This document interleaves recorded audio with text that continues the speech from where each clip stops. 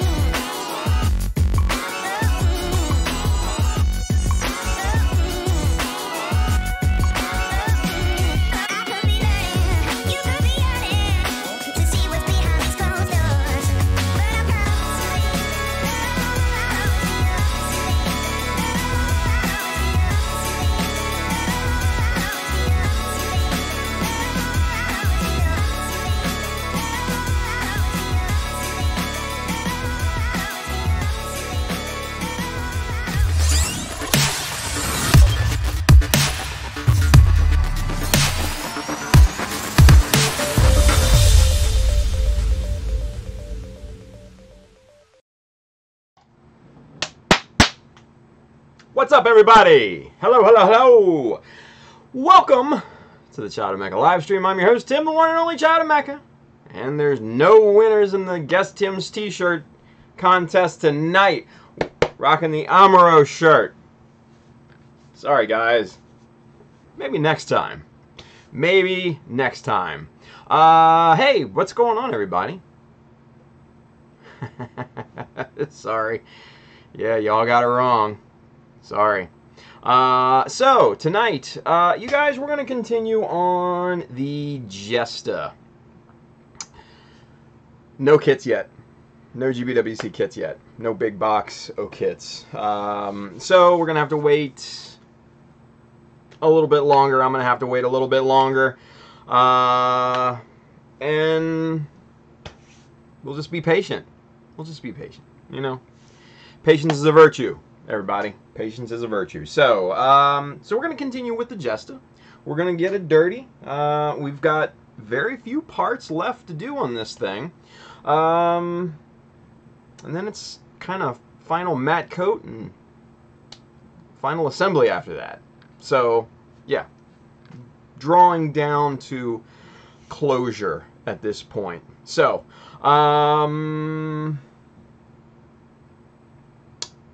business. Let's talk about business. If you want one of these shirts, go to childofmecha.com. Hit up the store button at the top. You'll be transported to the store. You can get shirts, you can get hats, bags, all sorts of other cool stuff. Go and get you some of that. If you see any of the tools that we're going to be working with here tonight, check the Amazon link just below on YouTube and also Twitch now. It's in there. This side if you're on Facebook. And just FYI, guys, my chat program right now is very slow tonight. From what I'm looking at about a 45-second to a minute delay in seeing comments come over from the different platforms. So, bear with me, you know. They come in slow, and then sometimes they just come in batches, and they just pop in there. So I think I might have to uninstall, reinstall, maybe reinitialize my accounts in it and something like that. I don't know. But we'll figure it out. But for tonight, bear with us. We'll get you there. I saw Ultraman Dyna in the chat earlier. Ultraman Dyna, I replied to you on Twitter. Twitter's not my bag, I'll be honest. It's not the greatest.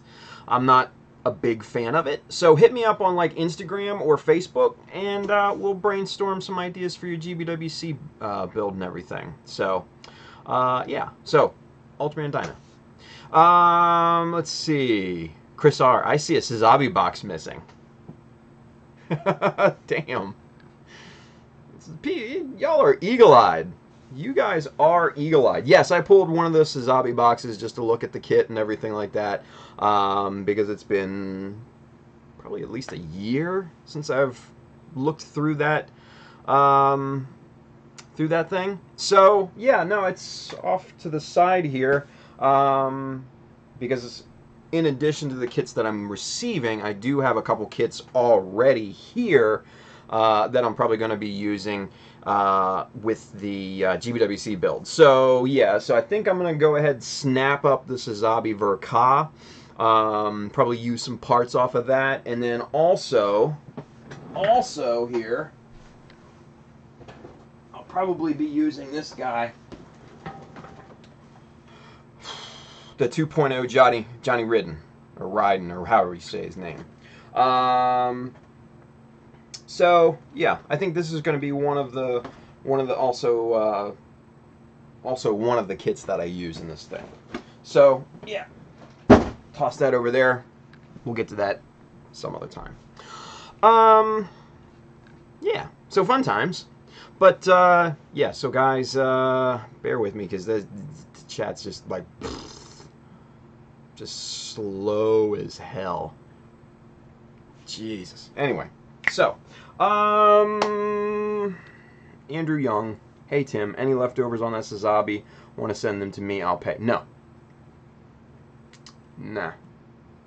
No. Nope. Gunpla Sheep, thoughts on the real grade full armor unicorn? I'm not a big fan of real grades. So I think that probably is going to tell you everything you need to know in terms of my opinion. Now, granted, I just don't like real grades. I don't like 144s. They're not my scale. So, I don't know. You're probably better off asking probably someone else. Just saying. Just saying.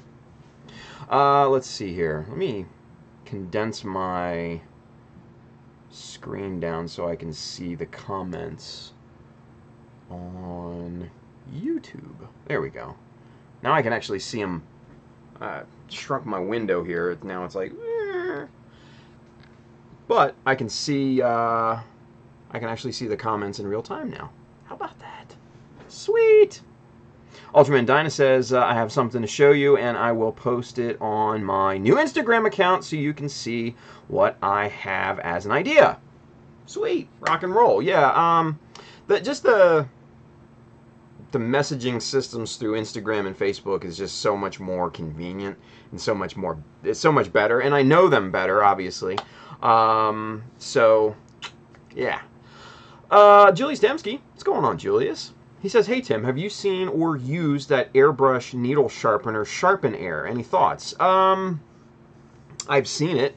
I've never used one. I know it's more, I think it's like more of a straightener, like if you bend a needle or something like that. Me personally, I don't see much. I don't. Okay, so let me backtrack. I don't know enough about it to have an educated opinion. Fair? So what I do, me personally, if I get a new airbrush or when I get a new airbrush, I will sharpen the needle myself. And I will go in progressively higher and higher grits. I'll start at 400, sand that needle down, 600, 800, 1,000, 1,200, 1,500, 2,000, 2,500, 3,000. You go in progression, and yeah, man, it leaves once you hit that 3,000 grit, your needle will be just butter smooth at that point, and nice and sharp. So, yeah. So a bunch of guys in the chat right now are talking about the Badger airbrush sale, the $55 airbrush sale. I don't know. I don't know how you feel about Badger. I'm an Iwata guy myself. It's probably more like Canon and Nikon or Apple and PC. But yeah, I think it's a great deal if you're in the market for a new airbrush. Yeah, man, hit up Badger. A lot of people swear by them, the chromes and stuff like that. Yeah. So yeah, it's I guess it's a birthday sale. I guess they've been around for 55 years or something like that, or the number 55 is significant in some sort of way. But it's today only today. So go hit it up. Andrew Young is, he just posted a link on the YouTube chat, so go hit that up. Silver Madrid, what's up, Ricardo? Welcome back, brother. So that's there. Have fun with that. It's a good sale, I think. So, but I'm covered as far as airbrushes go, man. I got my Eclipse. I got my little Neo for little stuff. But what are you gonna do? Anyway, all right. What else? Can't think of much else, you guys. Can't think of much else. Let's see. Oh, wow. Now the chat's all weird. All sorts of weird. Alright. Time out. Let me see what the hell is going on with... So I've got the chat program off to this side of my screen, and then I've got the YouTube chat off to this side of the screen, and they're like all messed up between the two. They're not synced. It seems like they're not synced hardly at all. Oh, wait a minute. Now it's catching back up. Fuck's sakes. Billy says, I'm an Iwata guy too, but my ammo of MiG Air Cobra is a rebranded Badger, so based on my experience with that, Badger is great. Yeah, no, I mean, Badger's a legit airbrush company. I'm just, got Iwatas, you know? So, hey, Diligent New Type over there on Twitch. He says hello. What's going on, man? And a studio over there on YouTube. The diorama for the Jesta is awesome, man. Thank you. Appreciate that. Thank you for watching. Welcome. Hey, there's Mikkel. He says, I made it. What's going on, buddy? Mikkel, you know what? I have to apologize. I forgot about the t-shirt. Forgot. Sorry. Hit me up, privately. We'll get you sorted. All that good stuff. But, in the meantime, man, let's get to work. I don't know. Man, it's Friday, man. I'm just here. It's just one of those days. I don't know. I want to get started on something new. I'm feeling... I'm in that mode right now where I don't really want to work on this. I want to work on something new. I've had it with the Jesta. If you guys have ever felt like that, which I'm probably sure a lot of you have, a lot of you have gotten burned out on a build. I'm kind of feeling that today. I don't know why, man. But you know what? We push forward. We kick this thing's ass, and we make this thing a beast of a piece, right? So, to camera, let's get to work. Let's get to work. We push through this little mini burnout phase, right? All right, so real quick, you guys, I want to show you a couple examples of what I did post-stream, either after the stream or earlier last night or, today or whatever. So, all right, so the front of the foot, I think, is coming along pretty damn nice. Let me grab a glove. A little Michael Jackson action here going.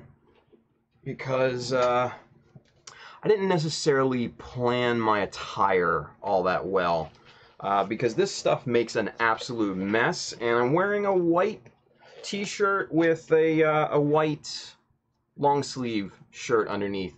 Probably not the best decision in the world when dealing with pigment powders and stuff.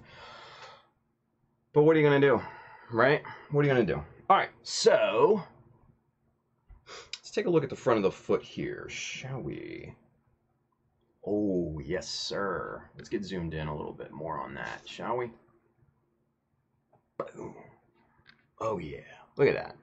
Now, this is just kind of, I just have this, you know, just popped on there.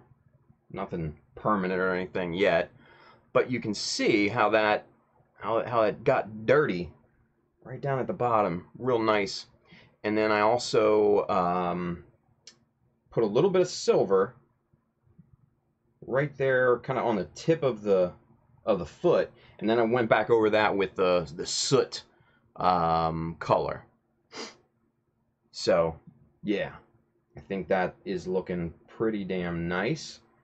That's shaping up rather well, and that's kind of the exactly how I want it to look, you know, because there's that, and then what you're going to have over top of that, oh, where's the armor? Here we go. Because then you're going to have the ankle armor over top of that, and that's going to basically hide this part from getting dirty, right? So, man, look at that look. That's tight right there, you guys. I don't know about you, but I dig that. I dig that quite a lot. And Andrew Young, he had mentioned should have chipped it. You know what? I didn't want to chip it.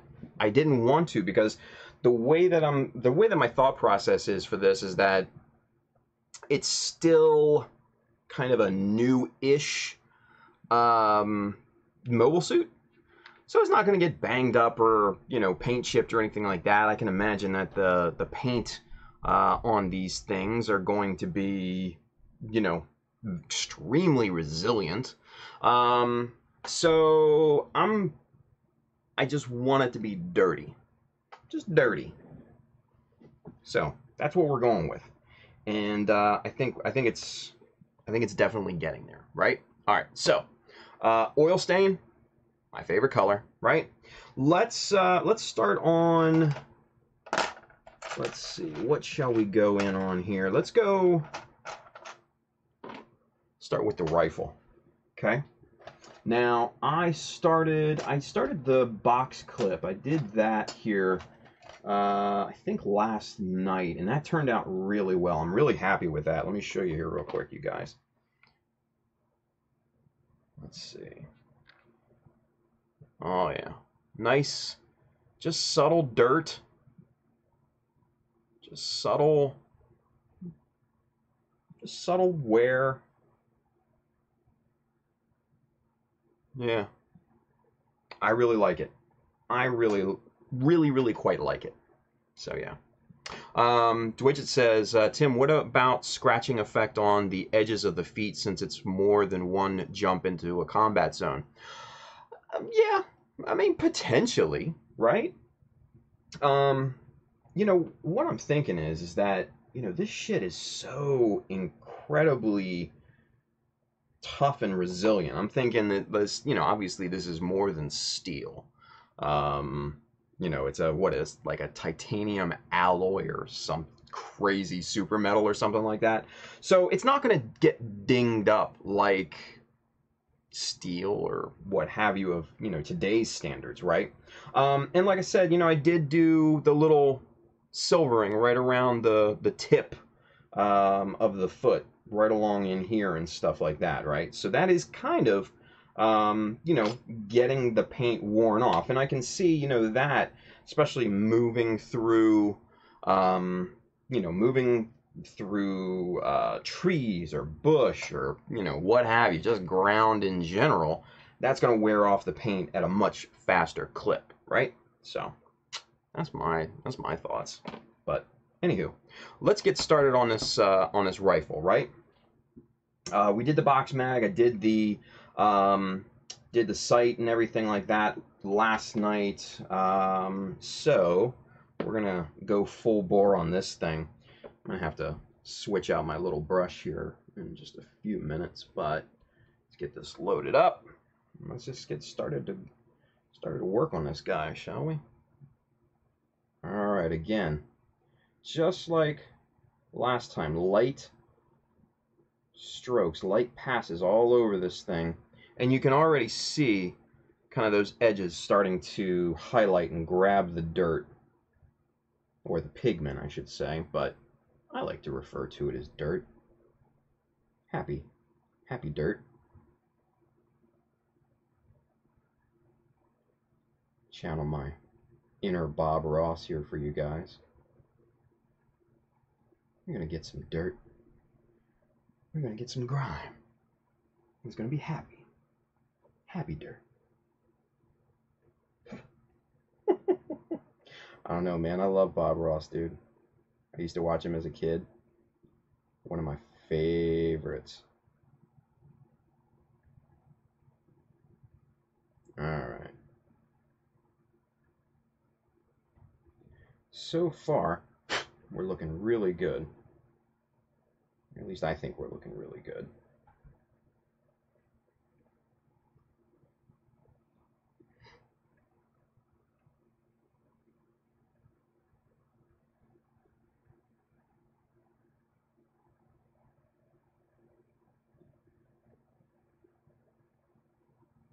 That's right, Kai. Child of Mecha Ross, right? I swear, one of you guys should hit up Corey DeYonker and Lynx and get a commission him to do like me as Bob Ross. That'd be funny as hell.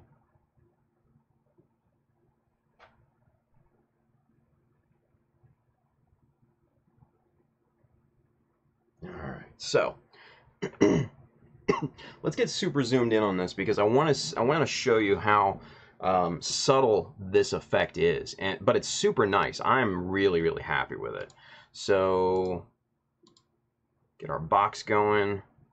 5x. Here we are. All right, so clear away the extra there, so you can see how that edge is just highlighted a bit, right? So here's the front where there's no pigment, nothing, right? Very flat looking. There's no subtlety in tonal values at all. Back here, oh, you can see highlights, you can see lowlights, you can see shadows, the whole nine. This decal right here, you can see how it is dirty. It's not stark white anymore. Kind of same with this one here, just a little bit down here at the bottom edges.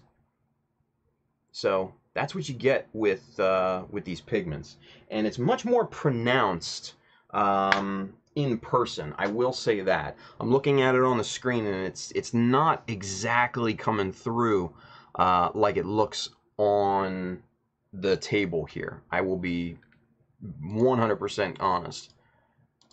So let's get out of that. There we go.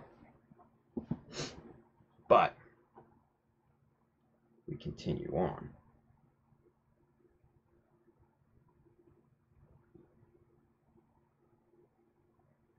And harder, bigger pieces are harder to really kind of get an even level of dirt on, or to get even coverage, I should say. At least for me, you know, reason being is because you have to go over all the different surfaces and edges and everything, right? And it's just very tedious, and it takes kind of forever. So I really kind of don't like doing this on bigger parts. But the effect is quite nice, and I really do like the look of it.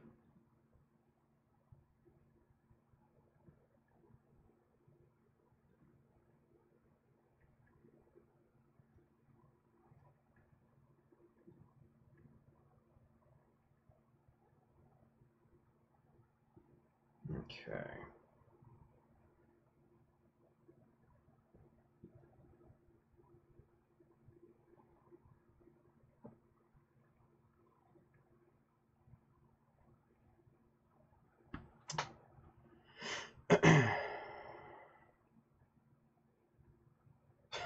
The Bob Ross wig. Nice. Yeah, actually, Justin could probably hook me up with his Bustinius wig. Get the Bob Ross fro going on. Man, that dude, that guy's hair was amazing. I mean, definitely not my style, I'm not gonna lie, but just the fact that he rocked it. No shame in his game, I'm telling you.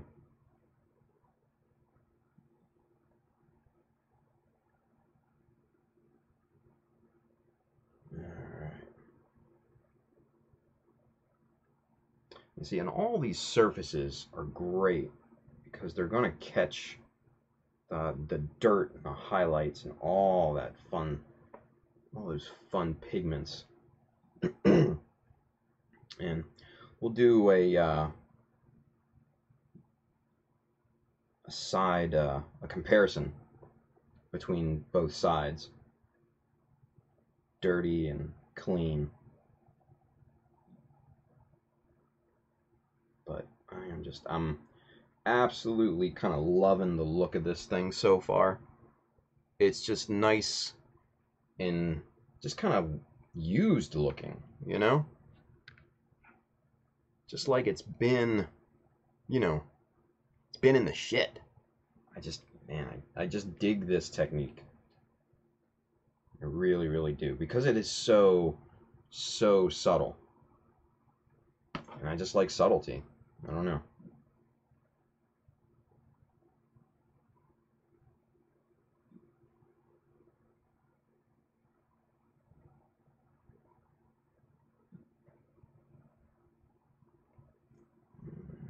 Okay, looking good. Rob Ponte, he's over there on Facebook, Gundam Taz. What's up, matey? You guys want to see real weathering, man? Go check out Rob's new piece. You can see it on his Instagram page, or you can see it on Gundam Builders Australia group. He took a 1/35th, one of the arms, and he dropped it on an orphanage. He dropped it on an orphanage. Now, mind you, is that funny? In real world situations, no, but in scale modeling, I think it's pretty damn awesome. He even crushed a stroller, or for those of you guys outside of the US, a pram. I don't know why it's called a pram. I think it's some sort of proper name. Anyway, but it's awesome. Go check it out. Seriously, it's really good. All right, guys. So there is the weathered up side, right? I so totally dig this. It's just dirty, man. It's just dirty and grimy and gritty looking. I love it. I love the look, right? So, in comparison, there's what it looked like before.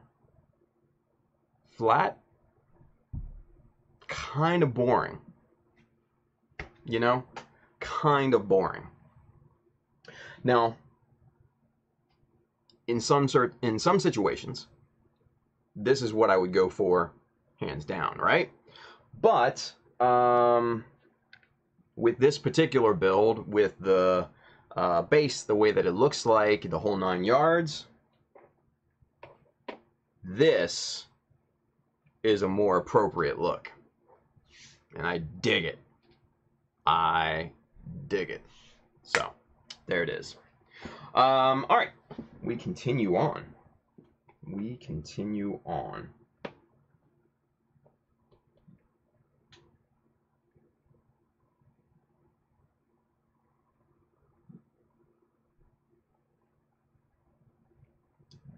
Just, you know, like I said, man, just kind of light passes. Be careful of... All right.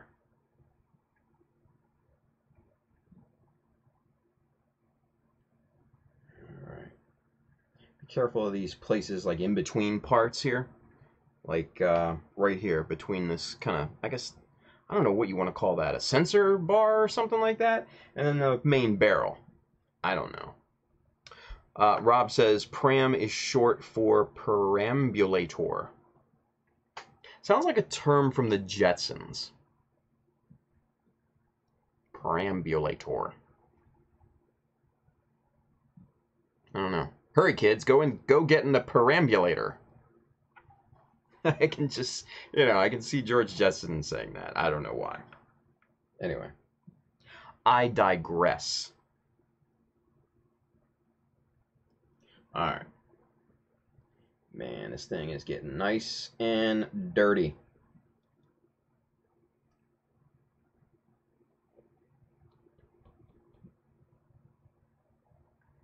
Now, for those of you, and I'm specifically probably, well, I should say Andrew Young. For those of you wondering if I've left the clean build look, nah. The GBWC build will probably be a clean build. It will be full of action, but it will be clean. Because I don't want to hide. I don't want to hide any of the juicy, crazy details that I'm going to put into this thing, right? Andrew, because you're the one that always asks about clean builds, dude, and always pitches a shit fit about me weathering this thing. That's why I mentioned you specifically, dude. Not to insult you or anything. I'm just talking to you. Shit. Get your panties out of your ass. Jeez, dude. Let's see. Astray Kai, as clean as the Hummingbird, Tim. Yes. Yeah, along that line. You know, going back to that Hummingbird, Blue Destiny aesthetic that I really actually much prefer. I don't like weathering, to be honest with you.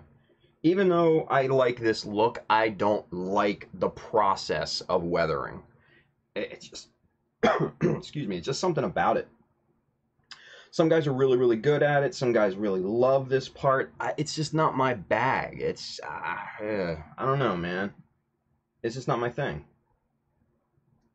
I respect the guys that do this, like Rob, Gundam Taz, like crazy, because, man, they're so freaking good at it. But for me, it's just like, I don't know about this, you know? Alright, so with a sponge, I'm just going to come back in and just kind of knock some of these edges and surfaces down just a little bit, because we got a little, I think I got a little crazy on this side, just a bit. Yeah, especially right in here. So just kind of knock that effect down a little bit. So there's that side, yeah. Compared to that side, that's looking good, man. Ha, look at that, when I'm on. What's going on, Win? Happy holidays, brother. Haven't talked to you since New Year's, right? Yeah. So, yeah.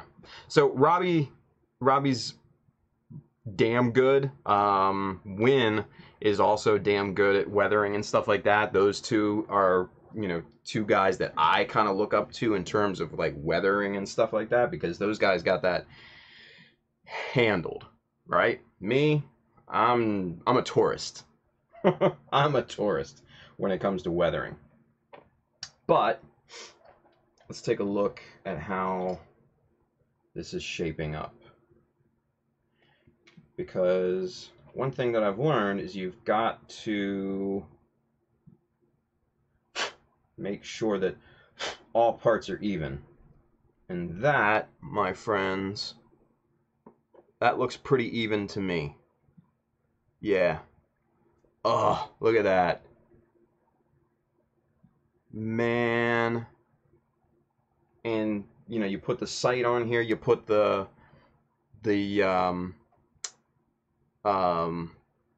what is it? The suppressor on there?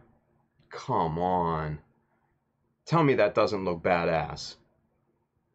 Just, oh, I love this weapon. In retrospect, I should have resin cast this just for future use. But too late now. What are you gonna do? All right, so the weapon is done. We pop that over into the done bin. Let's put the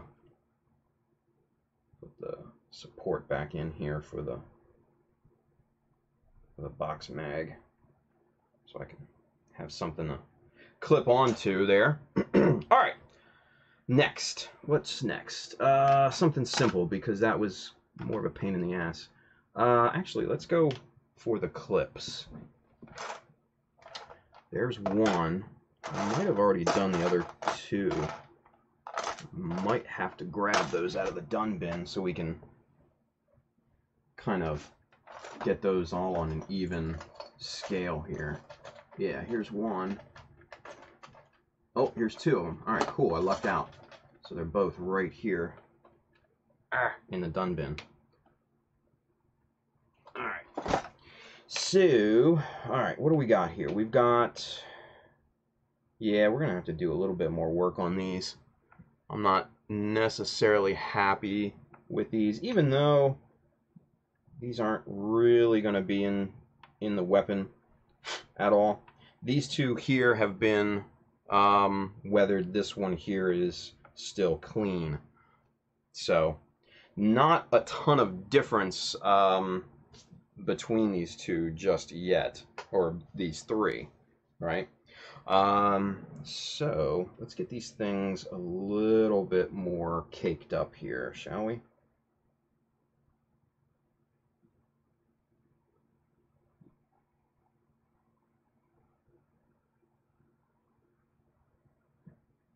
Yeah, that's getting better. We just need those highlights on the edge. That's what I'm kind of looking for. And that tonal gradation in the lighter gray on these clips here. And then we want to make sure that this decal has some tonal gradation in it too, just to sell the effect, you know? Yeah, there we go. That's much better. I'm happy with that. That goes in the done bin. Next up.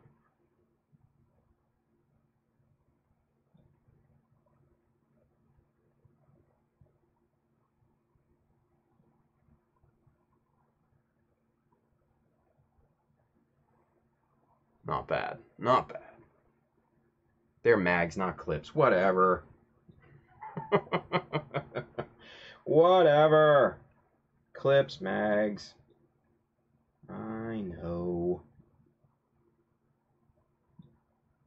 Technically, it's just a piece of plastic, if you really want to get into it.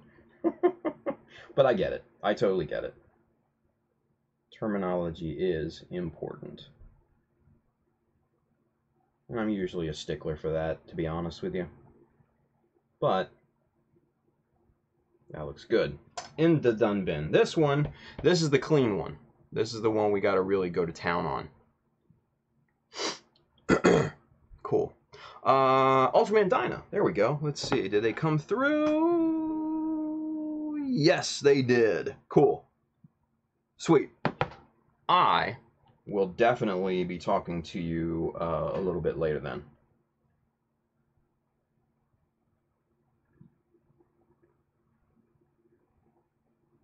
All right.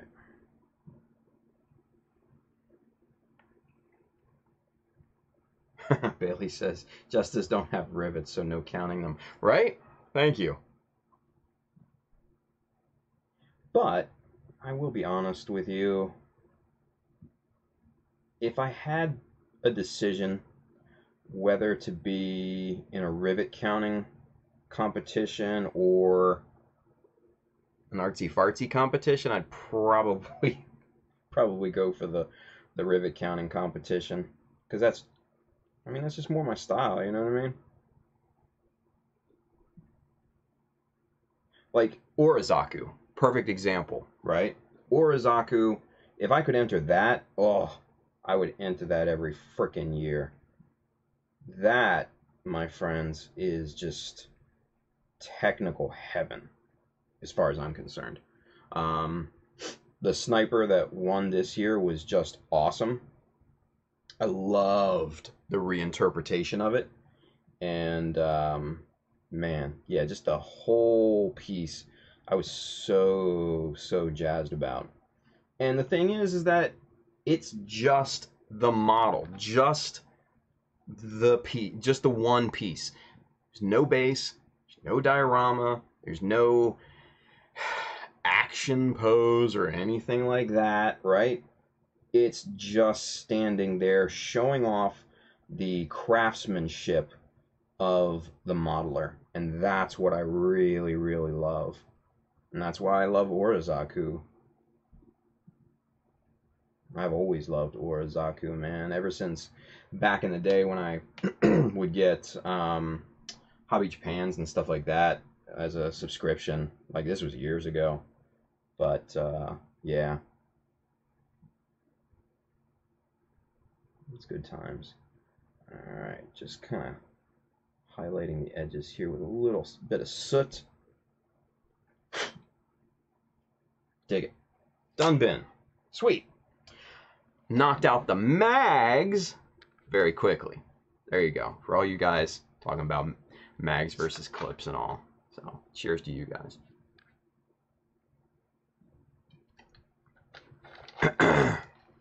Alex Bruce. He has a great question, you guys. Alex Bruce over here on Facebook, he says, or YouTube. He says, how fast can you run through the Tamiya weathering kit, such as if you use one color, how long will it take before you run out?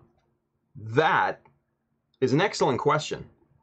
So, obviously, you guys know I absolutely love the oil stain color, right? This is the one that I use the absolute most, okay? This right here is, I don't know, maybe a quarter used at this point. And I coated the Ozymandias in it, and I am coating the Jesta in it. And for those of you playing at home, this is all I got left for the Jesta. There's the done bin, right? So these things, and you can see me, look at all the powder. Oh, look at that. Auto zoom. You can see all the powder that gets into the sponges and into the brushes. These brushes I throw away, every 10-20 minutes or so. You can see all of the pigment that's all on here.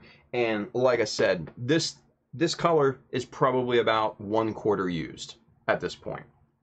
So you can get a significant amount of projects done with one of these palettes. So that's actually a really, really good question, Alex. Thank you for asking that. Let's see. Andrew Young, get the Gundam Hobby Japan. It's got close-ups of it all with all the Orizaku entries. Yeah. Astria Kai. Funny how a guy who never touched a Gunpla kit just made a GM Sniper 2 into a masterpiece. Right? Yeah. Ray... What's his name? Ray something over on Twitter. I just recently started following him on the Twitter, even though I hardly ever use it. He's crazy. Evidently he's got some modeling experience before, but yeah, it's what he did right out of the gate with a Gundam model. Crazy. Just crazy. So oh, Julius Dembski, I just followed you on my Instagram account. Thank you, Julius. Appreciate that, brother. Let's see. Rob Ponte, good for thruster bells too. Yes, these are very good for thruster bells, and we're going to be doing that here momentarily because we got to work on. Shit, now I'm regretting my decision on the color of those. Damn it. So,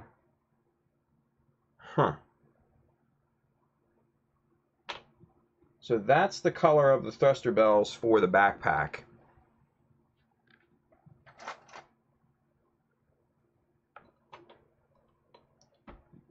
Yeah, I don't like that look. I don't like that look at all. Alright. These are getting stripped. Repainted. I'm not having that. I'm going to strip them right now. Hang on. Stay right there, you guys. That ain't going to happen. Not today.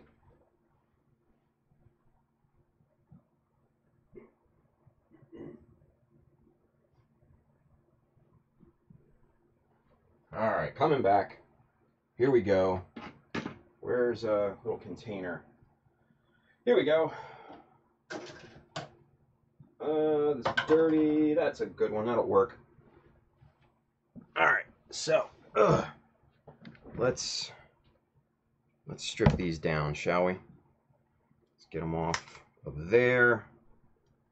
Get them off of there. Get a little alcohol on this bad boy, right? Right, sha. Little 91% isopropyl alcohol.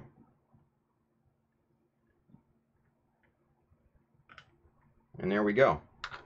We'll let those sit. I'm not gonna mess with them right now, but I definitely don't want yellow with that wheat color, hemp color, or whatever it is. That just would look pretty bad, right? So we're going to change that up. We're definitely going to change that up. All right, moving on to something else here. What are we going to weather next? Let's start on the small stuff here. Let's get that and some of these joint rings here. These little guys. We got 4 of these. These go on the elbow joints. Oh, that's a leg one. All right, we'll do that too. I don't see any more. So I must have gotten the other ones where they're hiding.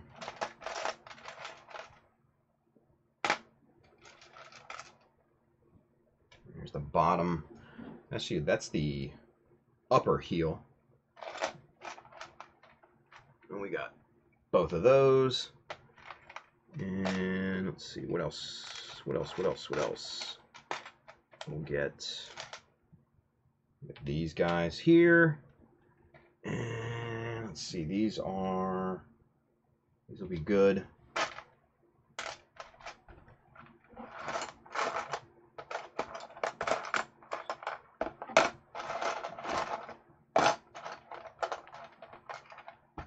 And those. All right, cool. So that's a good starting point for right now, right? Let's see. Excuse me. Astria Kai, Tim, was the Blue Destiny 2 a resin conversion or high grade scale? Great question. And it wasn't actually a Blue Destiny 2. It was my reinterpretation of the original Blue Destiny, but common misconception. But yeah, it was actually a resin conversion. It was an original B Club conversion kit. from way back in the day. Just like Andrew Young said. So yeah, did that years and years ago, and then refurbished it. So yeah. Ricky Paul Carlson. Girlfriend got excited hearing Tim stripping. Nice. Oh my. I think that's probably the first time I've ever heard that. Now, if she's got dollar bills, then hey, who knows what could happen. But let's get moving back on here, shall we? All right, so let's start with these little pieces here. These are the little arm connector covers for the backpack here. So stock Jesta, these parts right here and right here. That's what those are, right? Now, little boo-boo on this one here. This one, I don't know if you guys can see, but this one actually cracked right here, right along there. And I had to fix that with a little bit of super glue, but it's holding pretty good, and I'm happy with it. So, weathering it will hide the crime, right? So there we go. Let's see. Nice. Julius Demsky says, I thought the yellow was part of the whole McDonald's chicken nugget theme. Thanks, Julius. Appreciate that, buddy. No. It was originally, when I had originally thought about it, I was going to have the backpack red with the rest of the suit, but then I'm like, nah, it's not a good contrast. So then I switched it up, but I didn't think about switching up the thruster bell, so my bad.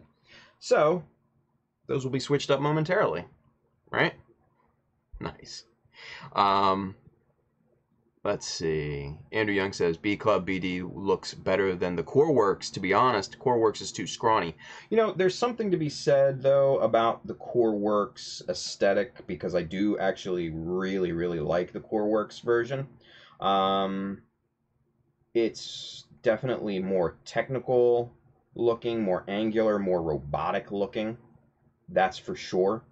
But yeah, the Blue Destiny B Club version is definitely beefier. It's more of a kind of, you know, linebacker football look to it, which I really, really like in a mech. You know, I like that American football, you know, player pad looking kind of rough and tumble look.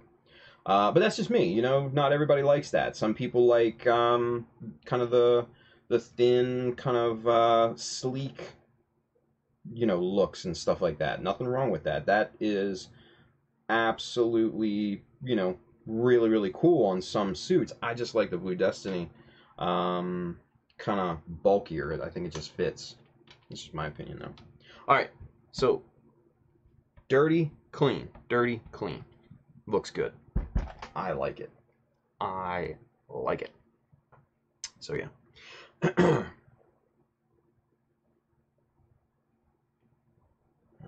right. These are, and which was the one? This was the one. Oh yeah, look at that. That's not bad. So this is the one that cracked, and the crack was right along in there, and that pigment kind of does hide the crime a little bit. So, happy with that. Done bin.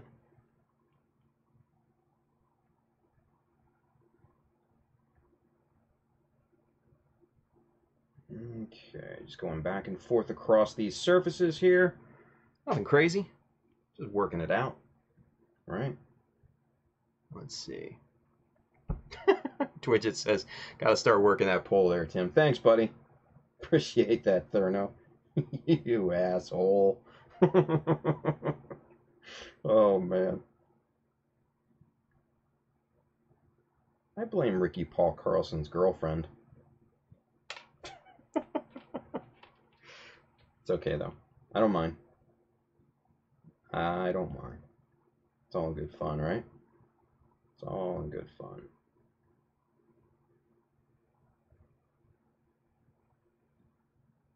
What else is on here? Hey, Biggie Pauls is here. What's up, Paulie?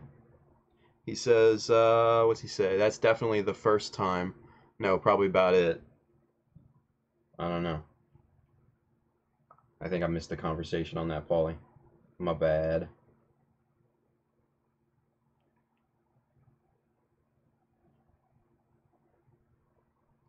Chris R. Tim starts stripping, I'm out. Yeah, dude. You and me both. Alright. So that's good. Alright, moving on. Let's, these are, you have no idea, guys, how much of a pain in the ass these little rings are. This one is a knee ring. These other three are elbow rings. And these go on the side, where the joint, where the joint is, where the arm flexes. So, utter pains in the asses, so I'm going to save those for last. Let's see. Andrew Young, I'm working on the CoreWorks OG cast right now. It's nice, but thinking of Blue Destiny based on Ground Gundam, it should be beefier. Yeah, no, that's true. The Blue Destiny was originally based on the Ground Gundam, so yeah, it should match the aesthetic. But what are you going to do? Let's see. Alex Bruce, when working with those tiny details, do you use a fine brush? The piece with the green and gray on the sides. Oh, this one right here. Right, yeah. Like that little light bar, right? Andrew Young, he masked it all. Bailey says he airbrushes everything. Masked it like an airbrush, and then airbrushed like a psycho. Yeah, pretty much. Gumball Geo, what's going on, Geo? Hey guys, sorry I'm late. It's all good. Astria Kai, just hope I can pick up the Blue Destiny 3 and an easy SR. I can try to get a good custom going. Absolutely. Alex Bruce, wow. Yeah, no, I'm, like they said, I am masochistic when it comes to detail painting and stuff like that. I just, I don't trust myself with a brush, I'll leave that to Win. He's the man when it comes to hand painting and all that good stuff. And honestly, he would probably say the same thing about an airbrush, though, for folks like me. But, yeah, I just, for me, I like getting the same finish, I can't stand brush strokes and stuff like that, and I don't necessarily have the skill set to get really great results with a brush. So yeah, I mask and airbrush everything, even the little teeny tiny little details like that little light there, and then those little gray bits. Those are masked and then airbrushed 100%.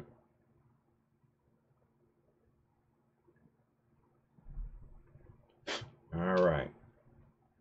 Yeah, that's nice. Man, that right there, that is subtle. All right, dirty, clean. Let's get you zoomed in so you can see the subtlety in this, because it is super, super subtle.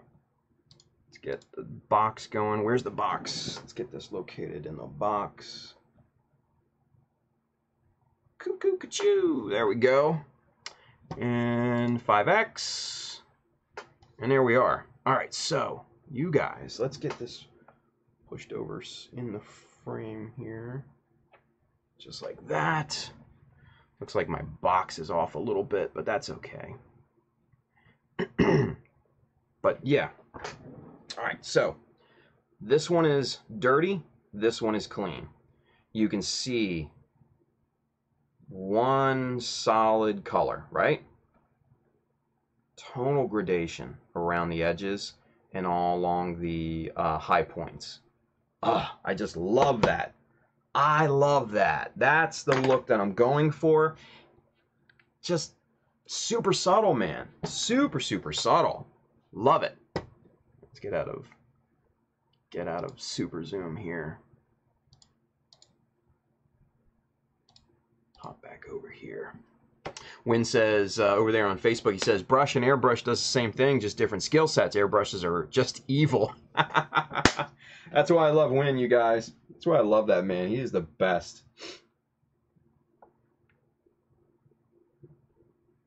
We think very, very much alike on a lot of different subjects, man. And where I think like hand brushing and everything is just like not the thing, he is all about it, dude. Love it. I love it.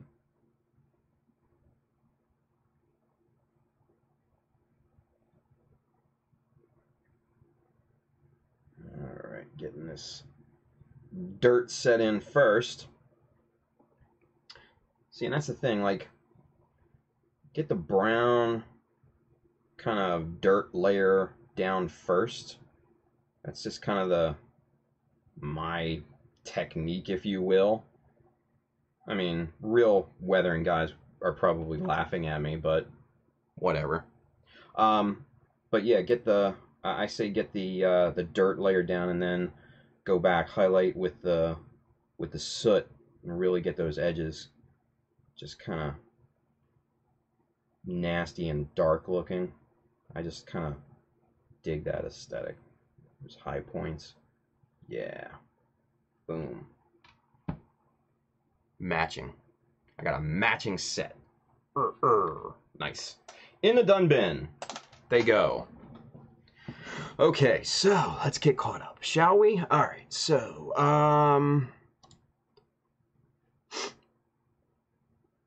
scroll back up here real quick. There we go. Andrew Young, but if you're used to painting details and such, the only difference is prep. Definitely check Vegeta 8259's tutorial on YouTube. Yeah.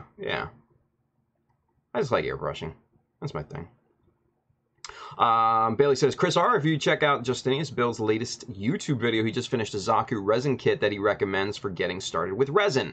Yeah, that cute little kind of super deformed Zaku, man. It's awesome. And his video is good, you guys. Like, his voiceovers are legit now. Like, that's the one thing that I always got on him about his previous videos was the sound. He figured it out.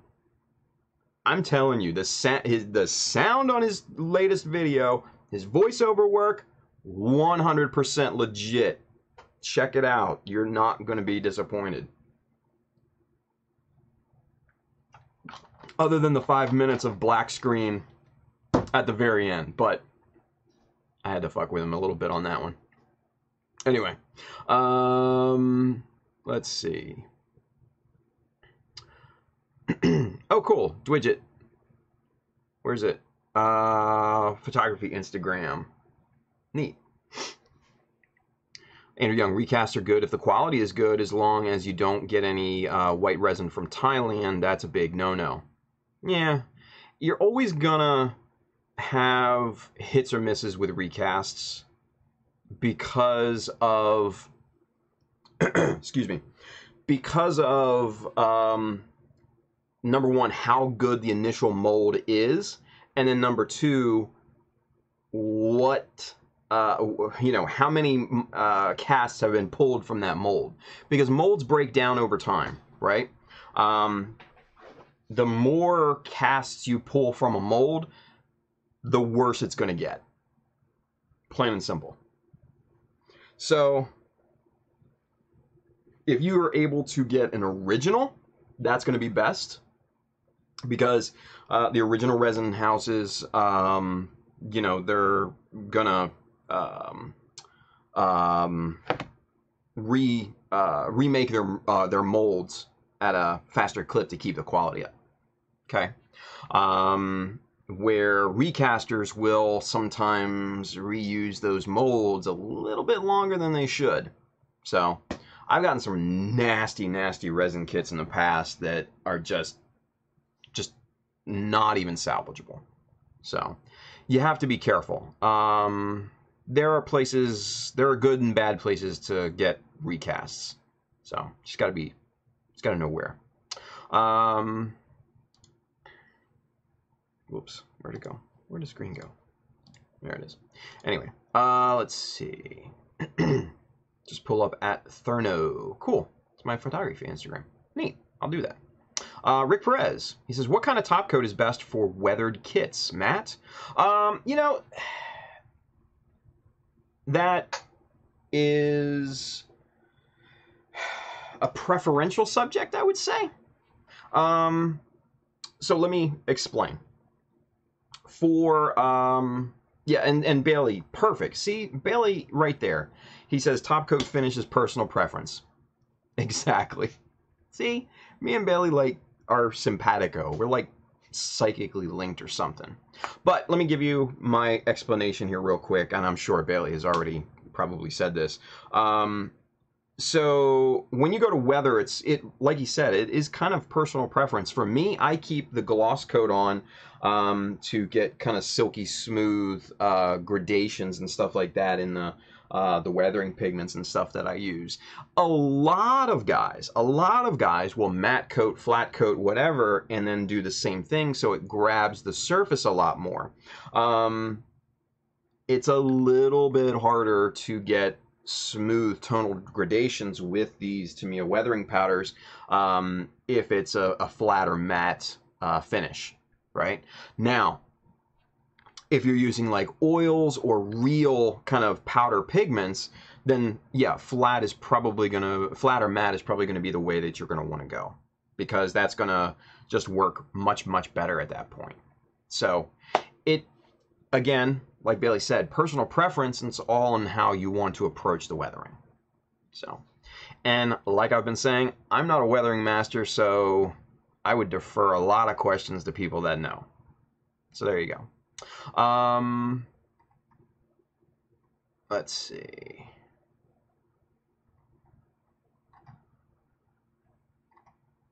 Yeah, and you know, Andrew Young, weathered kits, flat. As a final coat, yeah, flat would be to seal everything in. Absolutely, yeah.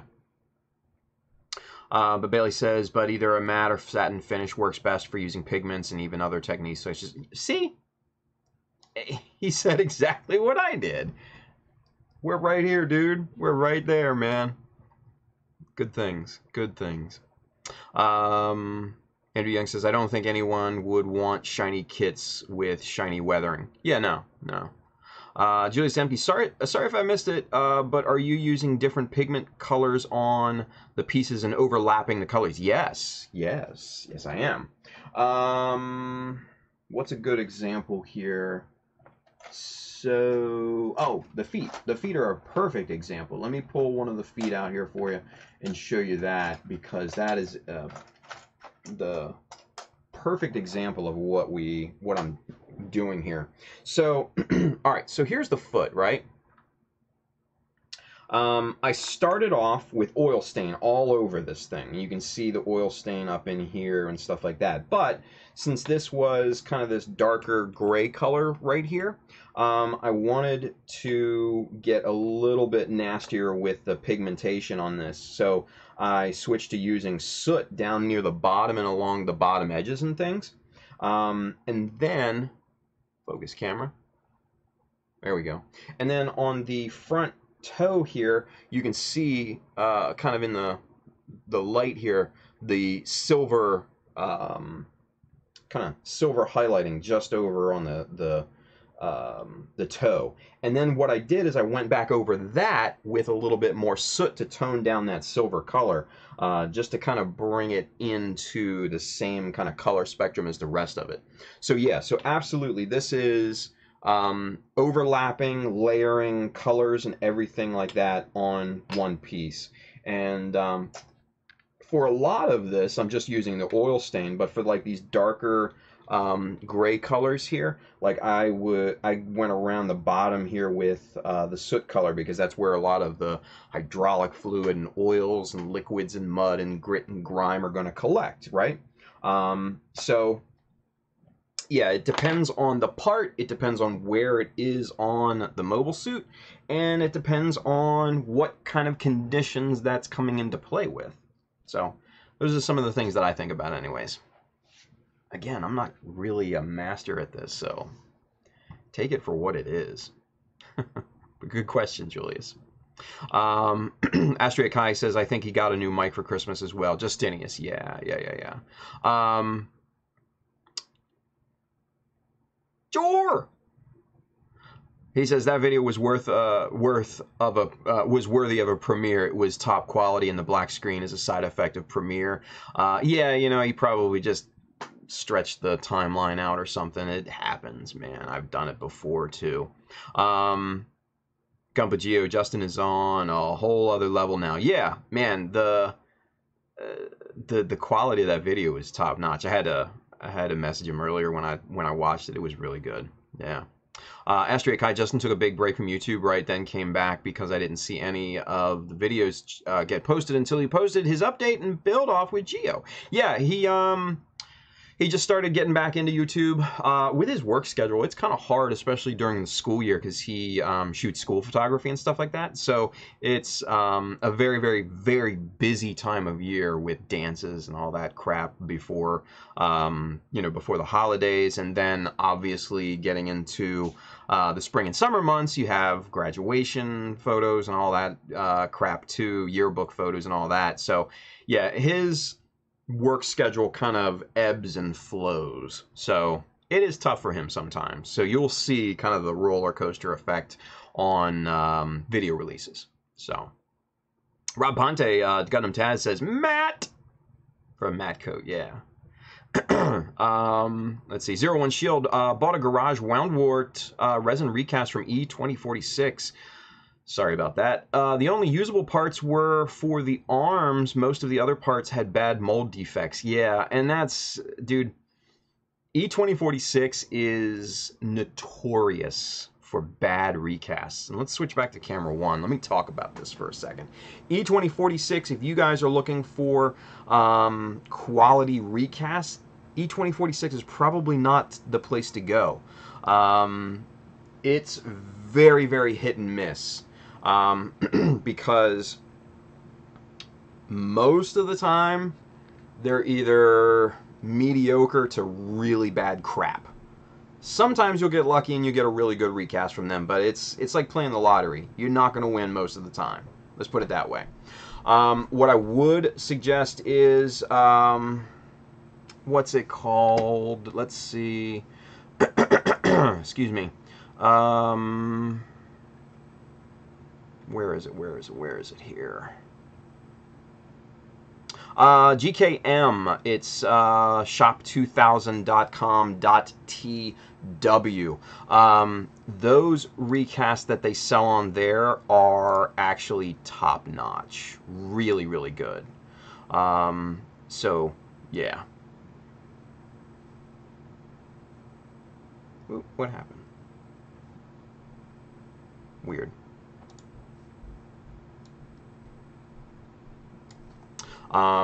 So yeah, so E2046, I'd stay away from. Yeah, I'd totally stay away from. Thank you, Andrew. He just posted the shop2000.com TWGK, blah, blah, blah, all that stuff. So, yeah, that's a good site. I've ordered from them before. Their recasts are really, really quite nice. So, yeah. Let's see. Rick Perez, thanks for the tips. Good to know both types can be used. I will use in future builds. Thank you, Rick, for watching, buddy. Appreciate that. Let's see. Keep going down here. Rob Hunte says, as rust and dirt are matte in real life, use matte coat. Nice sheen. Yeah, definitely.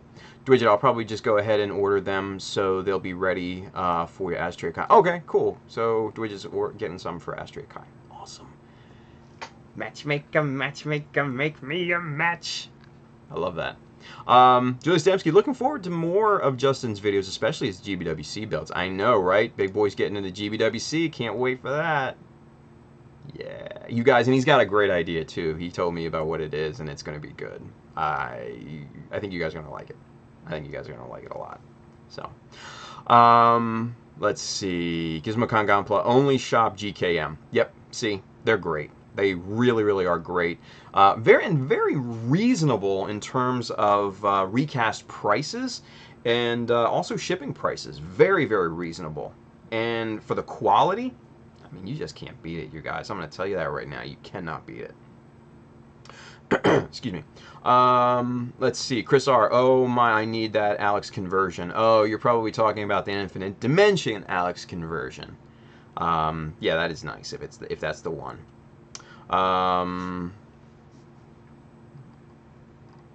Let's keep scrolling down.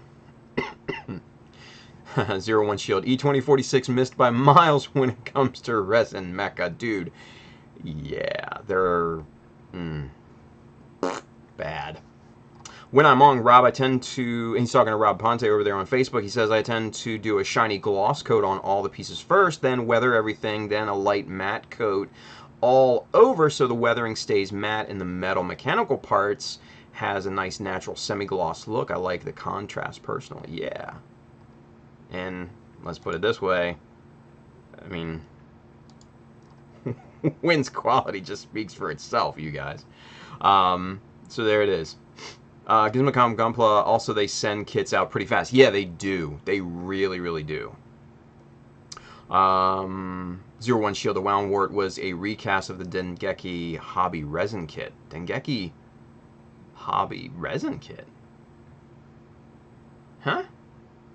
Did Dengeki do a resin? They usually do plastic. Am I not aware of something? I don't know. I might be. Anyway, Bailey says Infinite Dimensions is gone now. Yeah, sadly. Better pick up any Infinite Dimension now if in stock, because it's gone. That's from Gizmo Gunpla. Can a sim kind of like resin from SMS? Yes, the old SMS company, yeah. Rob Ponte, I tend to use gloss for water slides, then matte or semi-gloss depending on the color scheme, then weathering process, then I leave it. Gasp. Nice. Everybody's got their own kind of unique style when it comes to weathering, man. It's just one of those things. You find your system and you stick with it, and if you get good results and if you like those results, if it ain't broke, don't fix it, right? Andrew Young, good thing I bought an Alex beforehand. Only thing I liked was the ID Alex. Yeah, I didn't like the Infinite Dimensions Alex. I didn't like the feet on it because they looked a little too small. Either that or the ankle armor was way too big. It looked like it had bell bottoms on. That was my only gripe about the Alex. What are you gonna do? Asterisk High, E2046 is like a hay in a needle stack when it comes to recast. I love it. I love it. Alex Bruce, you may have stated this earlier, but I see that Sirzabi Verka is missing on the shelf. Yeah, man. Chris R. in the chat mentioned that a little bit earlier, too. Yes, one of them is missing. It's just sitting over here on the floor. Yanked it off the shelf yesterday to just kind of, you know, rummage through it and take a look at it. I haven't opened that box in probably over a year. So that's definitely going into contention for Kit Bash parts for the GBWC entry this year. So no, it's actually just sitting over here on the floor. And then I showed a Johnny Ridden Zaku 2.0, and that's going to get put into the mix as well. So yeah, so eagle eyes, man. You guys are eagle-eyed on this stuff. Like, how do you notice this? Like, that's crazy. You guys are nuts, man. But hey, that's cool. Rob Ponte, I only don't top coat over my weathering. If anything, I'll use pigment binder for all powder. Look at that. Andrew Young, ID stuff is too much detail in general. Alex, though, was the only thing looking good. I don't know. Infinite Dimension had an aesthetic that I did like, but yeah, I agree. I'd rather just do my own details. Chris R. Well, I ordered the Zaku SD and the ID Alex for my backlog. Look at you getting into the resin, Chris. Damn, dude. I'm getting hard into the resin, man. Just 2 feet jumping right in. That's crazy, man. Crazy. Andrew Young says, nice, those will be fun. Working with resin is fun compared to normal plastic kits. It is. You have to be careful, though, especially with removing the mold release. That's important. That's probably the most important step that you can take when working with resin, is removing the mold release. Ah, man, oh man. All right, so when I'm on pigment Pigment binding wise, I use my my girlfriend's makeup fixer spray can. Awesome. Bailey says, I agree 100% with Rob. Weathering in real life does not have a top coat on it. Yeah. But most everything is flat anyways, unless it's going to be like wet or, muddy or something like that, If it's going to be like gritty, grimy, all that, yeah. When Among says the waterproof one works really well for it, and you can actually paint on top of it if you want once it dries. Look at that. Makeup fixer, you guys. Raid your girlfriend's or your wife's or your mom's makeup. Chris R. Well, you said ID are done, so wanted to get it now while I can. So there you go. Andrew Young, someone's a thirsty boy. Yeah, dude, it's dry up in here.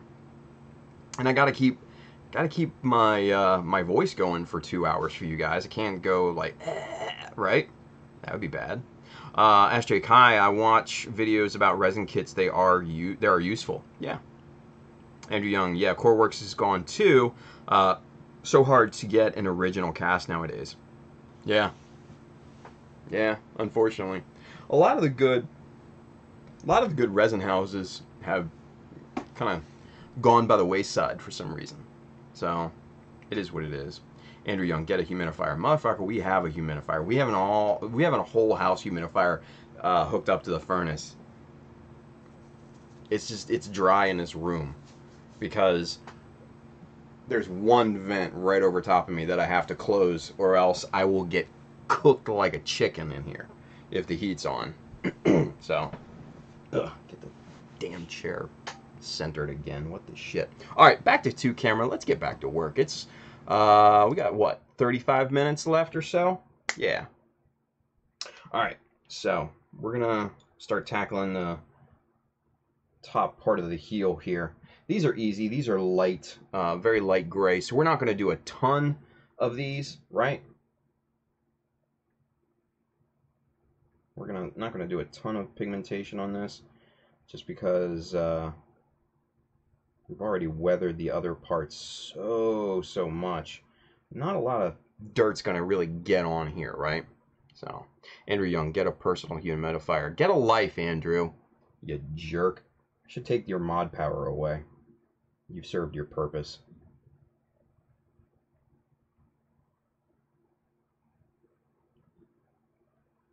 What's that, Rob? Well, there you go. I shall try that. Cheers, matey. Love Robbie, man.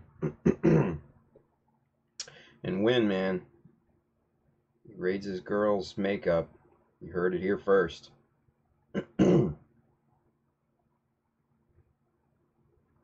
Get that makeup fixer, you guys.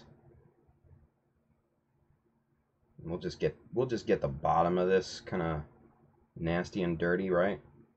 And I'll probably come back with a sponge and knock this down just a little bit, settle it up a bit more, because it's going on a little bit thick right now.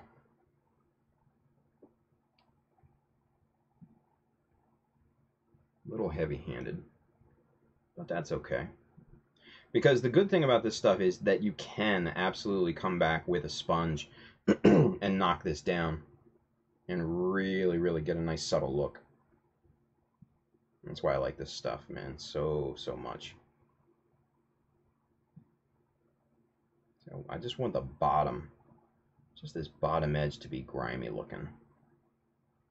And there's that. Okay, so now let's get a sponge over here. For the rust. Win over there on Facebook. Alright. Just kind of knock down these upper surfaces a little bit.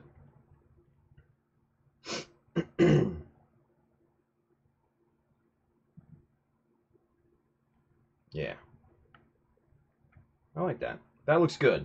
That looks good to me. So let's find the middle part of the heel in the dun bin here. Let's see if we can't come across one.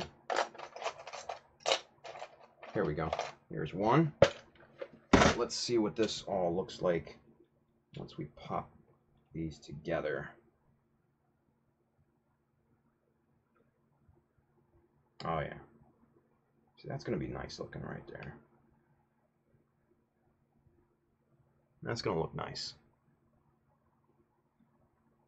Yeah. Yep. I digs it. I digs it. So, one thing I will have to do is just kind of this upper side here. Just a little grimy. There we go. But that looks good. So we're going to put that in the dun bin. In the dun bin. So there you go. Let's see. 01 Shield. Okay, I found the wound wart. It is labeled as Dengeki Hobby 144 scale resin cast kit. Wound wart. Interesting. I didn't know they did a resin cast kit. Huh. That's odd. Did not know that.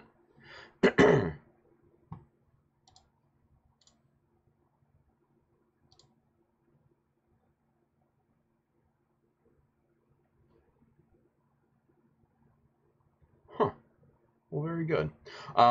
Let's see. Andrew Young. Nah, wanna be here for the big reveal one of these days. Haha. Yeah, whatever. Oh, yeah. Tim, did you ship my jazz hands? Not yet, dude. Not yet. Daft Robo. Yo, always late to the party, right? Gorb and Den. What's going on, Gorb? Over there on the Twitch. Thanks for watching. Daft Robo, did you seal the decals before weathering powders? Yes, I did. Dust Drive over there on Twitch. What inspired you to do red? Was that paratrooper berets are red in real life? That's actually a really good question, though. So, a couple of reasons why I decided to go red. Number one, I kind of wanted to. I was wondering what a Jesta would look like with a gun cannon style paint scheme. So that was the main inspiration for the red, right? But then I have these decals, these World War II insignia decals right here. This one especially, that I bought at one of my local hobby stores that closed up. I bought a whole big sheet of that, and they have a bunch of decals and insignias from Tactical Fighter Wings. And this is actually still an in-service Tactical Fighter Wing, the 67th Tactical Fighter Wing. I think they're out of, I want to say, California. Actually, a guy, funny enough, a guy on my Instagram commented, and he works on the base, and he serves, I think he's in another unit, but he runs into these guys, he says, every day. So I'm like, what? Small world, right? But, so I thought having a gun cannon style paint scheme with this particular insignia as the unit marking for this, you know, for this particular Jesta, I just thought it just worked, you know. So that's why that's why I went with red for the paint scheme. So that's a really good question. Really good question. Corbin Den, never mind, I was sent your way for weathering as I am trying to learn all I can for a diorama idea I have. Cool.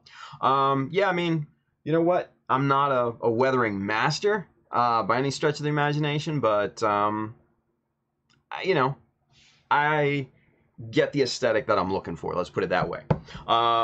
If you want to see really good weathering guys, hit up guys like Gundam Taz on Instagram, Paint Pusher when I'm on Facebook, the Paint Pusher. Hit up Jordan Neidert, 00 Gundam Reviews on Facebook and Instagram and YouTube and all that. Look up Justinius Builds on Facebook, Instagram, and YouTube as well. He actually just dropped a really cool weathering video just earlier today, actually. He's really good at it. He's my boy. So those are some guys that I would definitely you know, research and, you know, look to for very quality advice when it comes to weathering. Me, I'm more of a clean builder. I like the clean aesthetic, but with what I'm working on right now, it definitely calls for dirty. So, but hey, man, Gorb, thanks for watching. Thanks for chiming in, man. Definitely. Daft Robo, did you seal the decals before weathering powders? Yes, I did. The decals, went over with the decals with a gloss coat again, and yeah, they are 100% protected. So yes. 01 Shield. Sorry about that, Shield. If Bandai makes a Shizar Jesta team in a MG kit, would you get them? I don't know, man. Maybe. I don't know what a Shazar Jesta is. I don't know, man.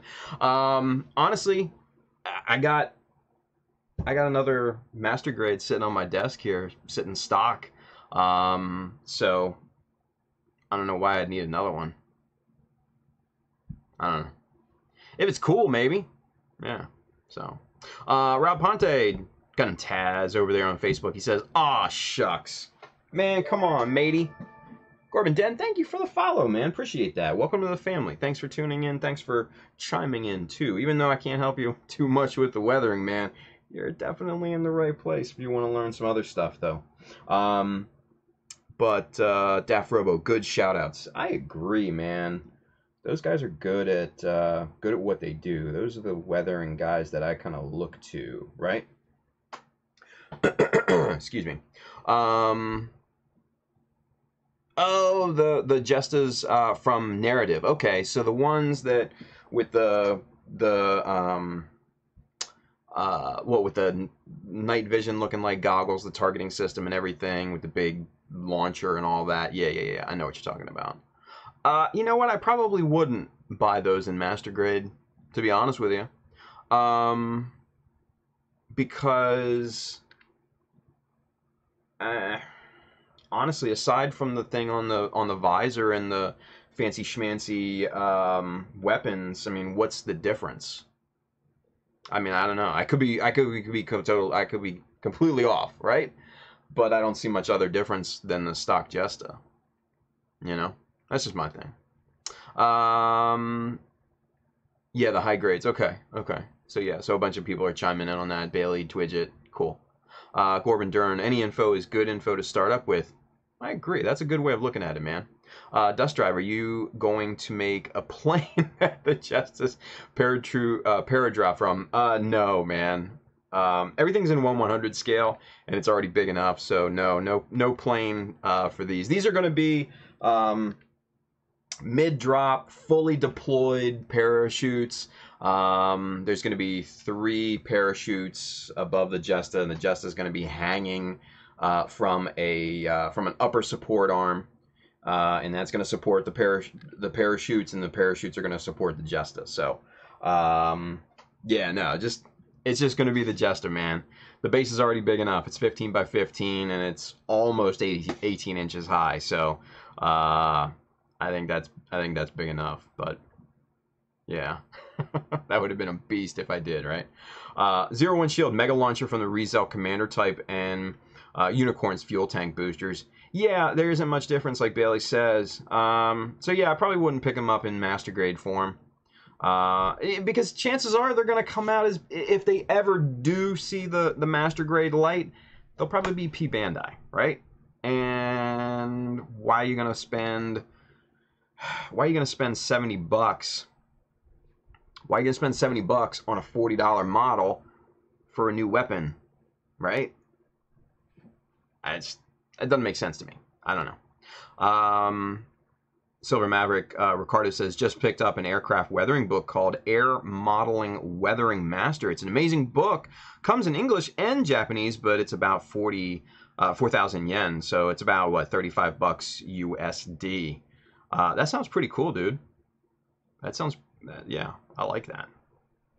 Because, man, weathering planes and jets is completely completely different from weathering anything else because of the way that the air travels over the plane and everything like that, and the drag marks and everything. It's pretty cool looking. It's a whole different aesthetic. Bailey says minor changes and Bandai gets to milk the Jesta and Jagan mold some more. Yeah, pretty much, man. Pretty much. Dust Drive over there on Twitch is worth the ask for the plane. LOL. Yeah, dude. That thing would be freaking massive if I did happen to build something like that. So I think I'd have to mortgage a new room in my house to fit that. But yeah, that would be fun though. That would be fun. Dwidget says the high grade is already P Bandai. Oh shit, even worse. Astrid Kai, GM gets milked more than the Unicorn Gundam. Yeah, kinda.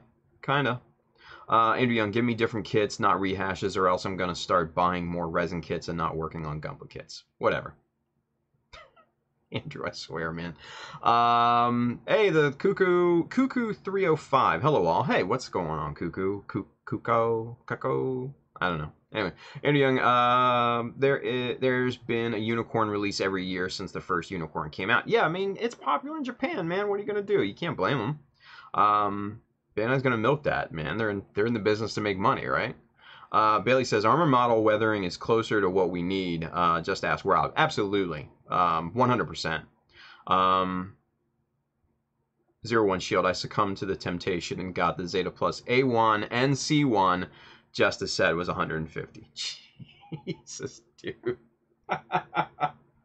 Oh man. You know what, Eric? We all have our temptations, Shield. We all have our temptations. Trust me. Where yours is buying high-priced kits, mine is buying tools, I guess, right? I don't know. Or making stupid, big, large bases. We all have our vices, right?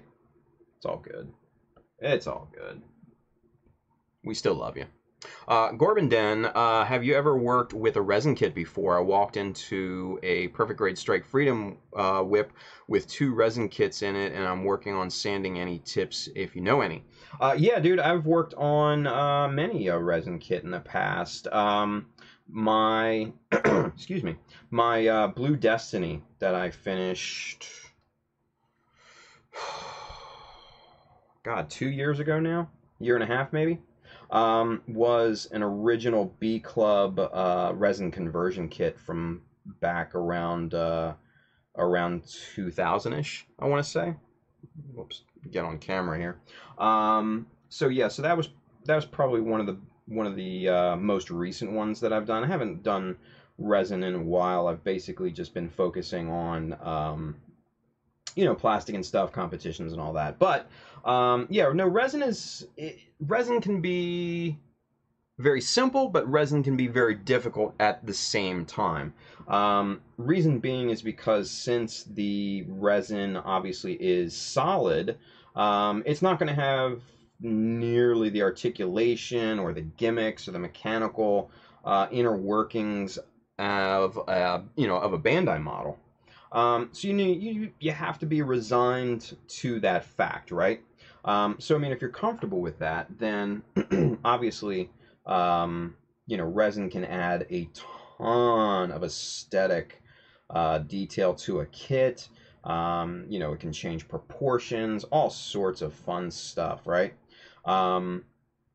Just like my Blue Destiny, everything. So the biggest thing when it comes to resin, if you're just getting into it, or if you're kind of new to it, the cleaning, getting that mold release off the resin, that above all else is the most important thing, because that one step can completely kill all of your remaining steps. Because if that mold release is on there and hinders the adhesion of your primer or paint or anything like that to the resin, that stuff will just chip off later on down the line, and yeah, it'll be very sad. So if you if you spend a lot of time removing that mold release, that's going to set you up down the line. That's going to give you a nice pristine surface. I personally like to use a product called Zep Fast 505. Corbin Den, I don't know, where you are. If you happen to live in the States, go to Home Depot, pick up a jug of that for about $7-8. It is industrial strength, and it's by far the toughest, most aggressive degreaser that you can buy. That's not like automotive level or something like that. It's along the lines of, say, something like a Purple Power, but it's much, much, much stronger. And it won't hurt the resin or plastic or anything like that, which is really nice. But soak it in that for a few hours. Take an old toothbrush to all the nooks and crannies with it. I've even gone so far as to wet sand the surface with the degreaser. Instead of using water, use the degreaser and wet sand with that. It works amazingly well. But then obviously just make sure that you just flush that thing clean with, nice water and stuff like that several times over, just to get all that stuff off of there, because that, if you have any leftover degreaser on there, just as bad as having mold release on there. So you have to be careful. That, for me, with resin is the absolute most crucial part of the entire thing. After that, be careful of sanding, because you don't want to inhale resin dust. That shit is nasty, and it will gum up your lungs and cause damage. So wet sanding for resin is always highly recommended. So those are the two biggest things when it comes to resin. After that, you can pretty much treat it like plastic. So yeah, get it clean, and get the surface smooth. And then after that, you're pretty much off to the races. You might have to fill in some, some air bubbles and pockets, maybe some deformations and things like that. Use super glue or epoxy putty for the bigger parts, the bigger deformations. But yeah, those are my two biggest recommendations when it comes to resin. So hopefully that helps, man. You say, okay, so the two kits I have coming are Infinite Dimension Dark Matter Exia and NT-Alex conversion kits. There we go. Cool. So yeah, same thing. Get them clean, get them smooth. Then after that, man, treat them like plastic and you're off to the races, buddy. So yeah, you should be good. Should be good. Dust Drive, do you have any ideas for a basis for your next build? Yes, I do. And we've been talking about that here the last few streams. I am currently waiting on a shipment of a few kits for my GBWC build. Normally, like some of the other eagle-eyed viewers here, especially on YouTube, there were two Sazabi Verkaz up there. I took one down. It's actually just sitting over there on the side. So that's going to probably be a part of the new GBWC build. I also showed a Johnny Ridden Zaku 2.0. That'll be thrown in the mix as well. As far as the actual idea, I don't want to necessarily give that away until more information is revealed, but I can't do that until the kits actually get here. So yeah, buddy, you got to keep watching, man. You got to keep watching, and then all will be revealed. It'll be fun. So I'm pretty excited about it. So Corbin Den, he says, all right, much appreciated on the info. You're welcome, man. You're welcome. Good luck with those two kits too, by the way. So those are good ones. Those are going to be good ones for you. You're going to enjoy them. Rob Ponte, awesome tips. Cheers, matey. Thank you, Robbie. Appreciate that, buddy. Rick Perez, thanks for everything. Awesome live chat. You're welcome, Rick. Thank you for watching, buddy.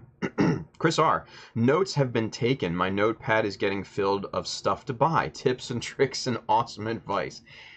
Chris, you're welcome, brother. Space Rat 53, I'm doing some work on my Master Grade EZ8 right now. Oh, good kit. Kind of starting some design work for my custom Master Grade GM Type CRT. Name still kind of a whip. Cool. Hey, you know what? Any of the Master Grade ground types for me is love, man. I love all of those old school ground kits, man. They're so super solid. I don't care how old they are. I don't care that they have screws in the elbows. I mean, they're just incredibly solid kits, and you can't get much better than that. The proportions are amazing. The technical, you know, details in it are just awesome. Just the gimmicks and everything that comes with those ground kits are just top notch. Even for their age, they still stand up to kits produced today, and I just absolutely adore them. So, brother, I love that you're working on the Master Grade EZ8. That's awesome. That's awesome. Let's see. The general idea for the GM CRT is to make it a high mobility type with armor reinforcement. I like it, dude. I like it. Let's see. Biggie Pauls. I am painting a black goat. Greatest of all time? All right. Or just a goat in general. I don't know. Dust Drive over there on the Twitch, he says, I feel like there are not enough special ops looking mobile suits or conversions. Have you seen any at GBWC that caught your eye? Yeah, dude. I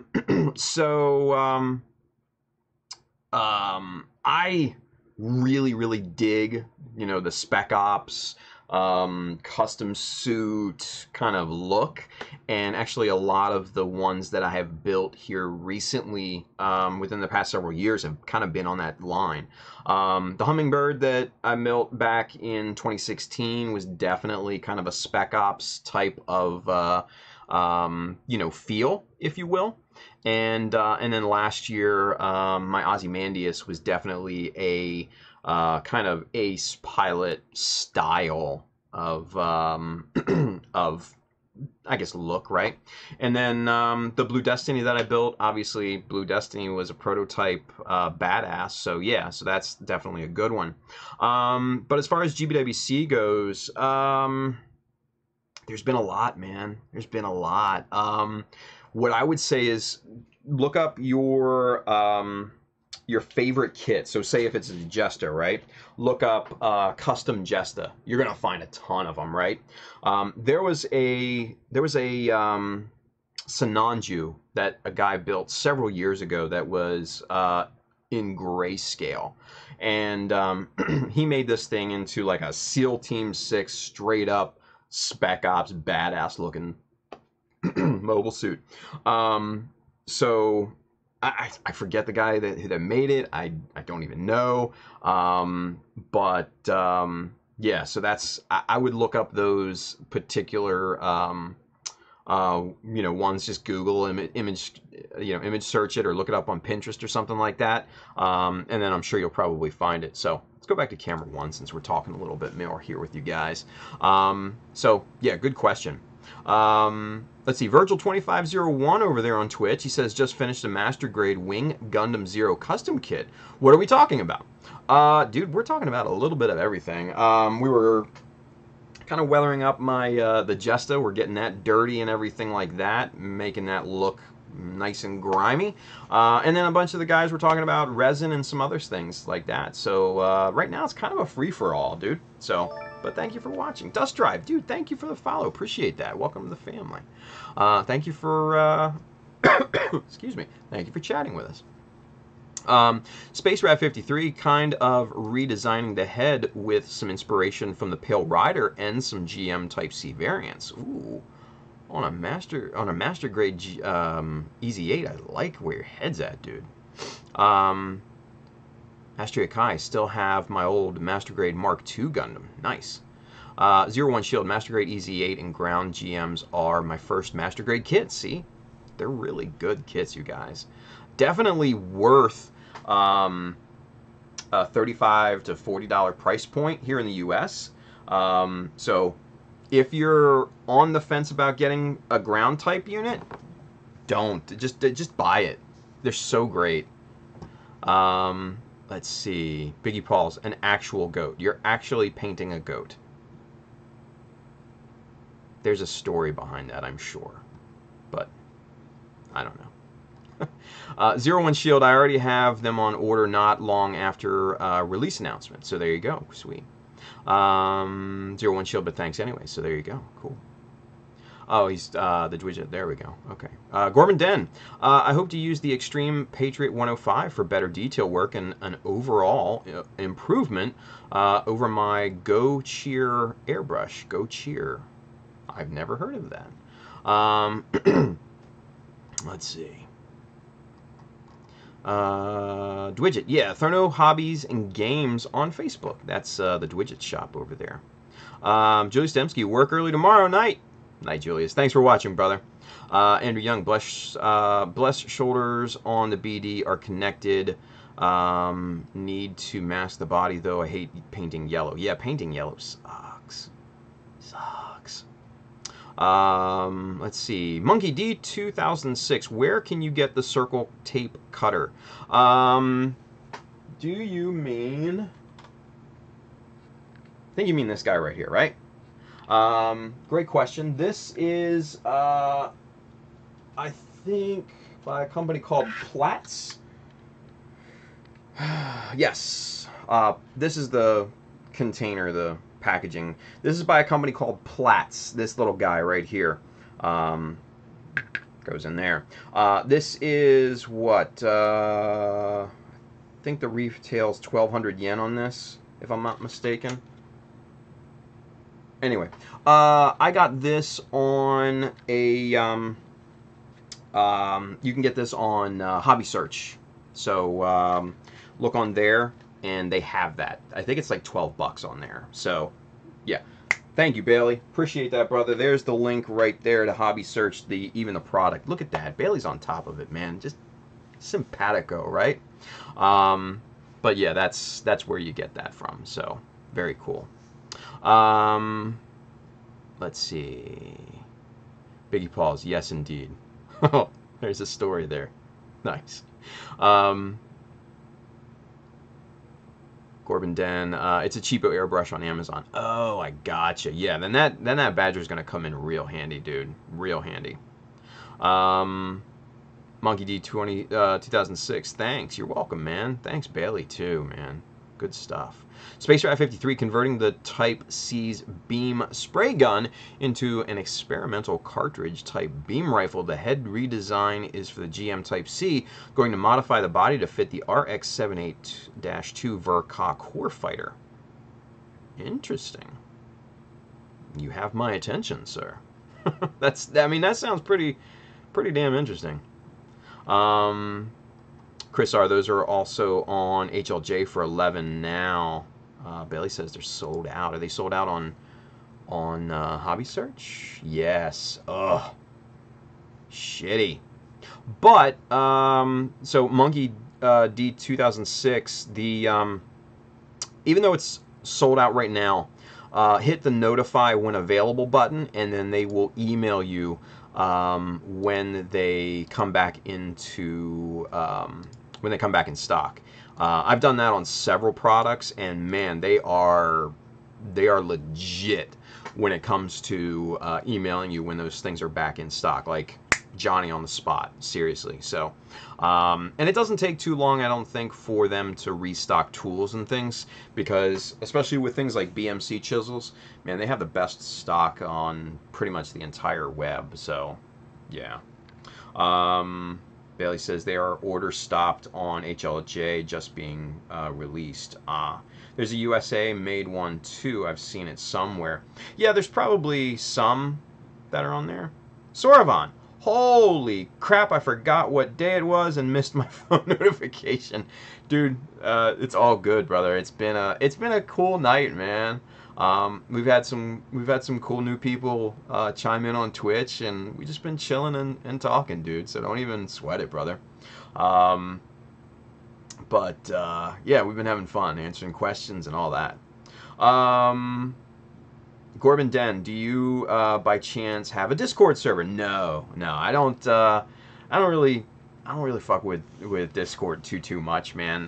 The most I'll do is I'll sometimes jump on the GBA Discord server for shits and giggles, just real quick to see what people are talking about and stuff like that. But I don't know, I'm more just, Facebook, Instagram stuff. But dude, Corbin Den, if you have any questions, feel free to contact me. You can email me through my website, or you can contact me through my Facebook page or my Instagram page or whatever. Got any questions, hit me up, dude. I'm here. Space Rat 53, still trying to figure out what I want for the shield and whether or not I want to do internal weapons like an arm Gatling cannon or beam gun / sabers. Dude, don't do any of that shit. Don't do any of that shit. All that crap is so played out. I'm telling you, man. Leave that internal arm crap and the arm mounted shit. Leave that off. Don't. Hard pass. Hard pass. My suggestion is just make a badass custom shield, a badass custom weapon, like a rifle or something, or like what you were talking about, right? And then maybe make a custom like melee weapon or something like that. Leave all that other foo-foo shit alone, man, because that stuff is that stuff is kind of played out at this point. So yeah, that's my 2 cents. That's my 2 cents. Now, it's your model. You do what you want with it, but I'm just telling you what I think is all. You don't have to take it with a grain of salt, right? Take it with a grain of salt. So, let's see. 01 Shield, I followed your page just now, so when my backlog shrinks, I will have another spot snagging some back order. Oh, we're talking about Therno Hobbies and Games. Yeah, that's a good one to follow, dude. Corbin Den. Okay, cool. Thank you, man. Scuffle. I missed the whole thing. Sorry, Scuffle. You know I still got love for Scuffle. Come on. Asterisk Kai, you're late, Scuffle. Nice. 01 Shield. Oof, I'm a tool hoarder. Dude, me too. Birds of a feather, man. Andrew Young, sub-arm units under the skirts are my thing. I mean, if it's a big, weird, you know, kind of like Kshatriya or the O or something like that, I totally get that. But aside from that, nah.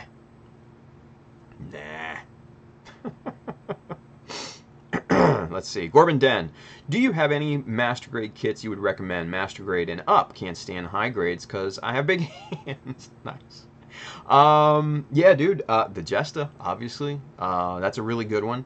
Love the master grade Jesta. It's a super solid kit with wonderful surfaces that you can get crazy on. Let's see, the GM Sniper 2 is a really good kit. I think Soravan had hinted to that. The GMs from early last year are top notch. I agree. What else? Hayakushiki 2.0 is a really good one. That's a solid build. What else? Sinanju Stein is an excellent one. Yeah, really, really good one. Just right off the top of my head, those are the ones that I would recommend very, very easily, because those are the ones that I've worked on most recently. So, yeah, I would start with those and kind of go from there. So, good question. Space Rat 53, yeah, I'm just sticking with customization to the main body, the weapon, and the shield. Good call, dude. Let's see. Biggie Paul's, give it horns and udders. Nice. Chris R., what do you think of the 8th MS Team Sniper? I never hear about that. The 8th MS Team Sniper is just, it's just a GM ground with a sniper rifle. There's really nothing different about it, other than it comes with the rifle and the pod thing. That's it. Other than that, it's the same exact thing, same exact kit as the GM ground, and it's a wonderful kit. I love that kit. So yeah, it's great. It's great. Let's see, Rob Ponte over there. I still got to get me Master Grade Jesta. Robbie, get on it, brother. They're good, man, and they're inexpensive for what they are. There's a lot of plastic that you get, and it's a big mech too, man. It is tall. So for around $40 US, it's a pretty good deal. pretty good deal. And you can get ill with the surfaces, obviously, you know, with what we've kind of covered here in the past several months. Yeah, dude, it's great. It's absolutely great. So, Asterisk High, GM Sniper Custom is good as well, and Infinite Justice 2.0. There we go. Some other really good suggestions for the Master Grade line, right? Space Raft 53, the backpack will be a custom from the spare parts I got from the Master Grade GM Command to make the GM Sniper 2's backpack. Look at that. Sweet. Scuffle, the Stormbringer. Yeah. Stormbringer is based on the, the GM Sniper 2. So it's already a wonderful, a kit to begin with. But then you throw in the Gundam aesthetics and stuff like that, and the added parts and stuff like that. Oh, yeah, I love to look at the Stormbringer. I got one sitting over there, so yeah. And I think, didn't I get, I think that, anyway. Scuffle, LOL, I have 6 Master Grade Jestas. Only one of them is still stock. Jesus, Scuffle, that's crazy, man. Biggie Paul's, Eagles. Go Eagles. Fly, Eagles, fly, right? Just until they meet the Ravens. Then, nah. But I digress, right? Dwidget, looks like I'll have to stock up on some Master Grade Justice. Yeah, right, dude? Andrew Young, turning my Stormbringer into a Turbulence. Yeah, the GM Turbulence. I wish they made that into a kit, man. For those of you guys that don't know what the GM Turbulence is, it's kind of a Naoki designed GM for his Dengeki series. It's called GBWC, but it doesn't stand for Gundam Builders World Cup. It stands for something different, right? It's from where the Q-Blade, the damned Q-Blade or whatever, the one with the giant hands, jazz hands, came from, and it's where the Stormbringer and the Polypod and all that, that's kind of where those all come from. The Turbulence was kind of the precursor to the Stormbringer, and man, it just absolutely a beautiful design, and I really wish they would make that into a kit. I'd buy 3 or 4 of them sons of bitches. That's just me though. But anyway, Spider 2K2, James over there, I would love to get a Stormbringer, but the price is 150 plus now. Yeah. Thurno, Dwidget, can you help out? My boy James there? I think you could probably get it for better than 150. I don't know, maybe. It might be tough though. But James, yeah, hook up with the Dwidget in the chat there. He might be able to hook you up. Andrew Young, got my Stormbringer for 80. Space Rat, I need to get the Stormbringer at some point, but damn, price scalpers. Yeah, it's gonna get expensive because it's a popular unit. Excuse me. Corbin Den, oh, I snagged the Damned as well as the Crash. There you go. Sweet. Can't wait to get them to build. Nice. Jim Ball's World Championship. Okay, so that's what it stands for. Okay. Jim as in G-I-M. So, there you go. Q-Blade is $80 shipped to the U.S. Comes in a week and a half. There you go. The upcoming Gundam Hobby Life is coming with some spare parts to convert the Turbulence. There you go, Andrew. Dwidget, I'll see what I can do. There you go. Cool. James, hook up with Dwidget.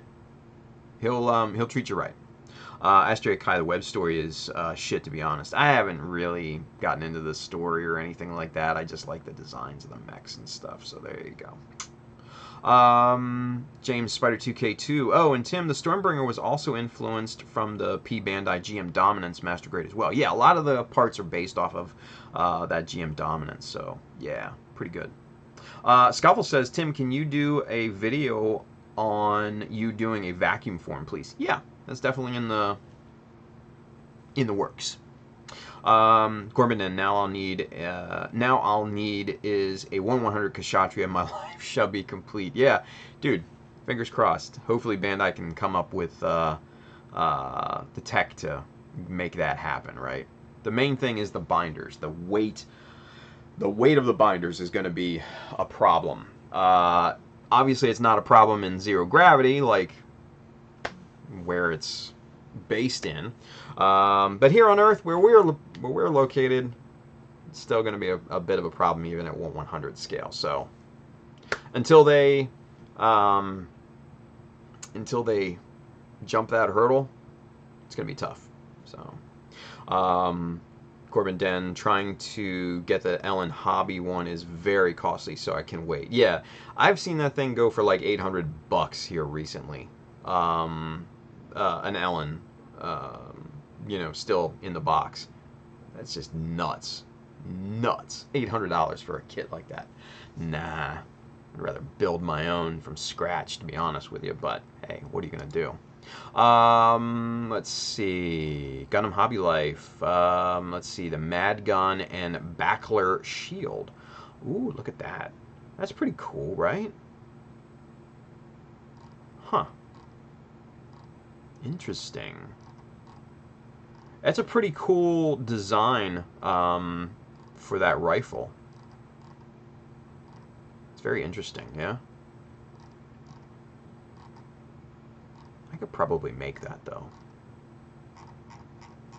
Yeah, we have the technology. We can make it. But that's a whole different build, you guys. That is a whole different build. We're not going to tackle that anytime soon. Quelo! What's going on? Thank you for the raid, buddy. We're about to end, though, so even though it's appreciated, we're about out of time. So, it is what it is, man. But thank you anyway, Quelo. Appreciate that, brother. It's a raid! Nice. Oh, man. Let's see. Andrew Young. You know what Naoki used as his base when he made his, the GPO-4 gun? Yeah. It kind of looks like that. It's got some, it's also got, let me go back to that. I'll tell you what I see in it. I see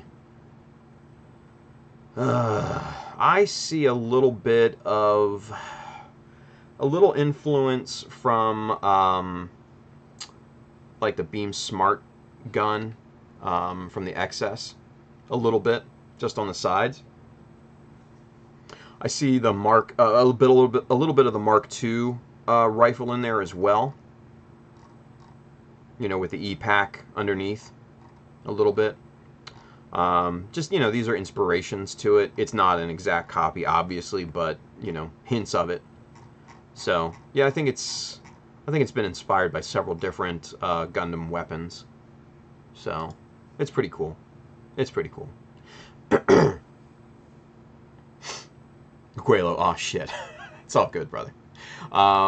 Space Rat 53. So we got the Master Grade Sinanju Stein narrative Gundam Dynamis, and Age 2 Magnum for Master Grade releases coming up. Any speculation for Master Grade announcements this year? Oh, man, that's always a tough one.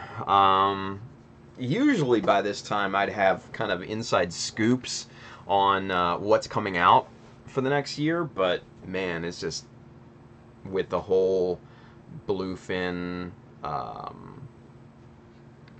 buyout thing, there's just nothing.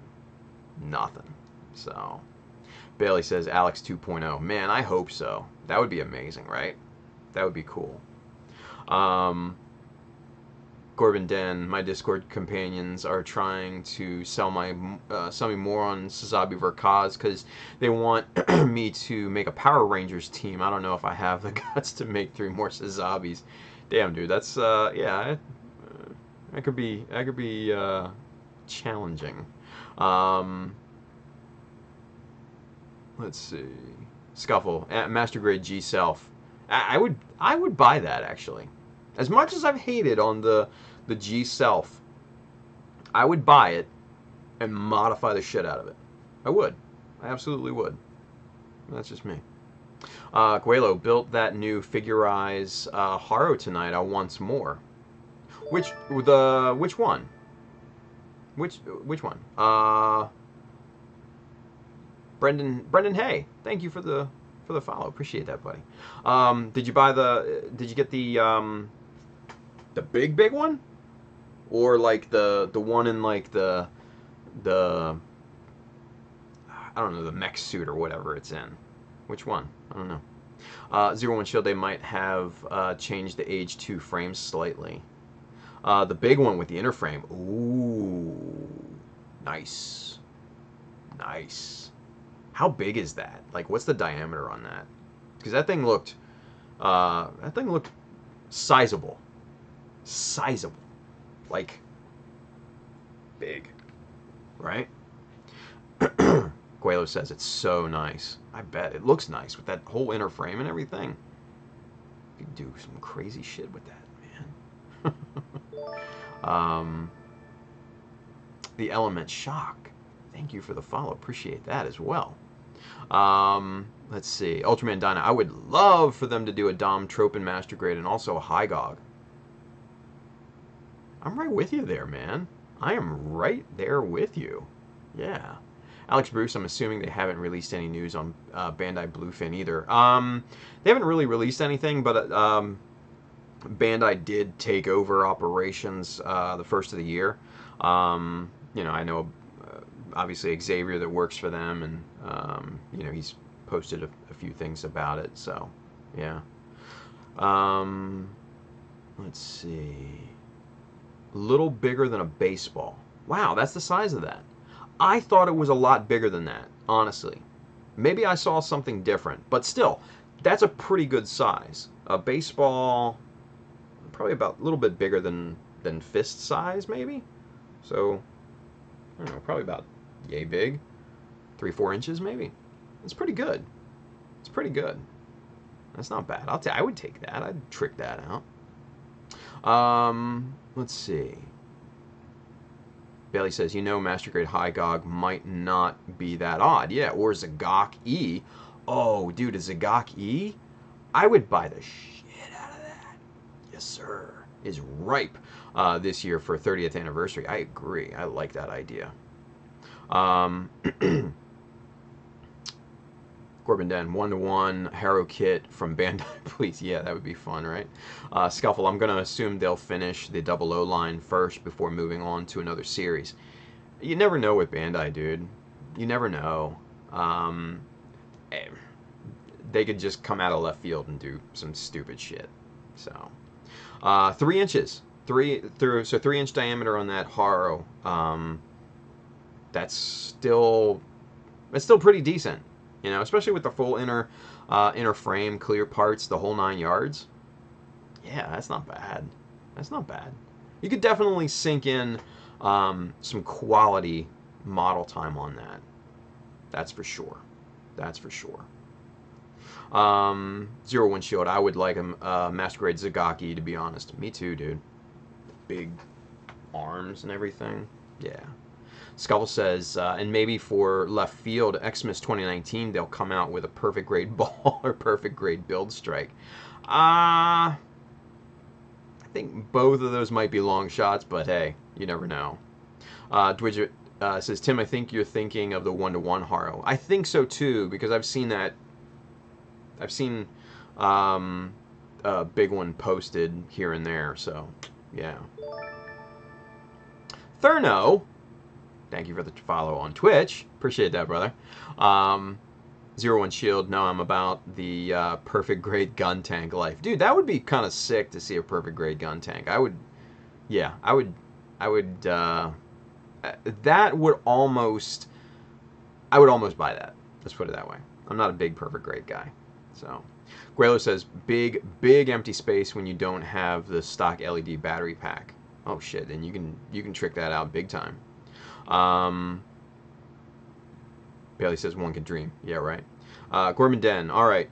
I'm going to crash. Thank you for all of the info and help. Absolutely, man. Come on back and see us sometime. Thanks for watching, brother. Andrew Young, totally see those as RE100. Yeah, the Zagak E. Yeah, I could see that as a RE100. And I wouldn't mind it either. I'd probably welcome it, to be honest with you, because that would be pricey as a master grade, especially with all the plastic in the arms and everything to make those work. So, yeah. Brendan, hey, what kits have you been working on? Currently working on dirtying up a master grade Jesta as we speak. Doing the airdrop thing, fully deployed parachutes, the whole nine. So yeah, man. Rewind it back, watch some of the past streams over on YouTube and everything. They're all archived. You can see the whole progress, man. That's what I've been working on these live streams. We're about to switch to GBWC as soon as I get the kits in for that. But for right now, we're kind of in the final stages of the Master Grade Jesta. So, yep. Scuffle, I want to see a 1/60th or bigger of the tanks from IBO. That could be interesting. Maybe 1/35th. Maybe do kind of like what is it? The UC, like almost like a UC hard graph, like a IBO hard graph. How would that would be cool? A 1/35th tank from IBO? Not bad, right? Not bad. I think it would be cool. I think it would be really cool.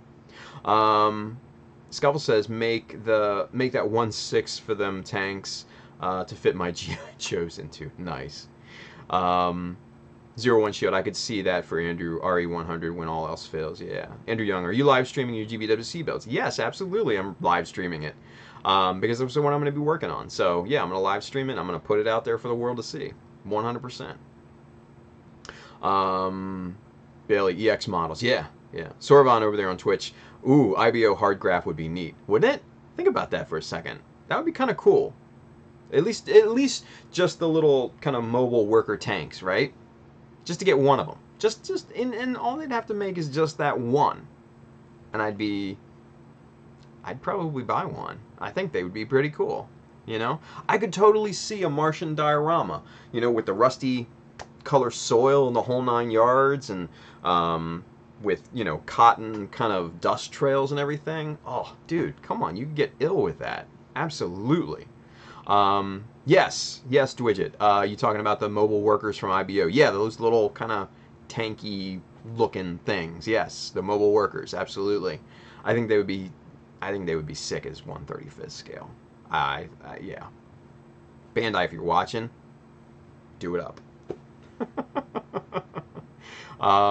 Andrew Young, none of them has made me happy. So boring to snap. Maybe I snapped too much stuff. Yeah, dude. I try not to snap. I snap as least as I can. Let's put it that way. So, yeah. Twidget, maybe I can work on that as a future product for the store. There you go, man. Corner of the market, brother.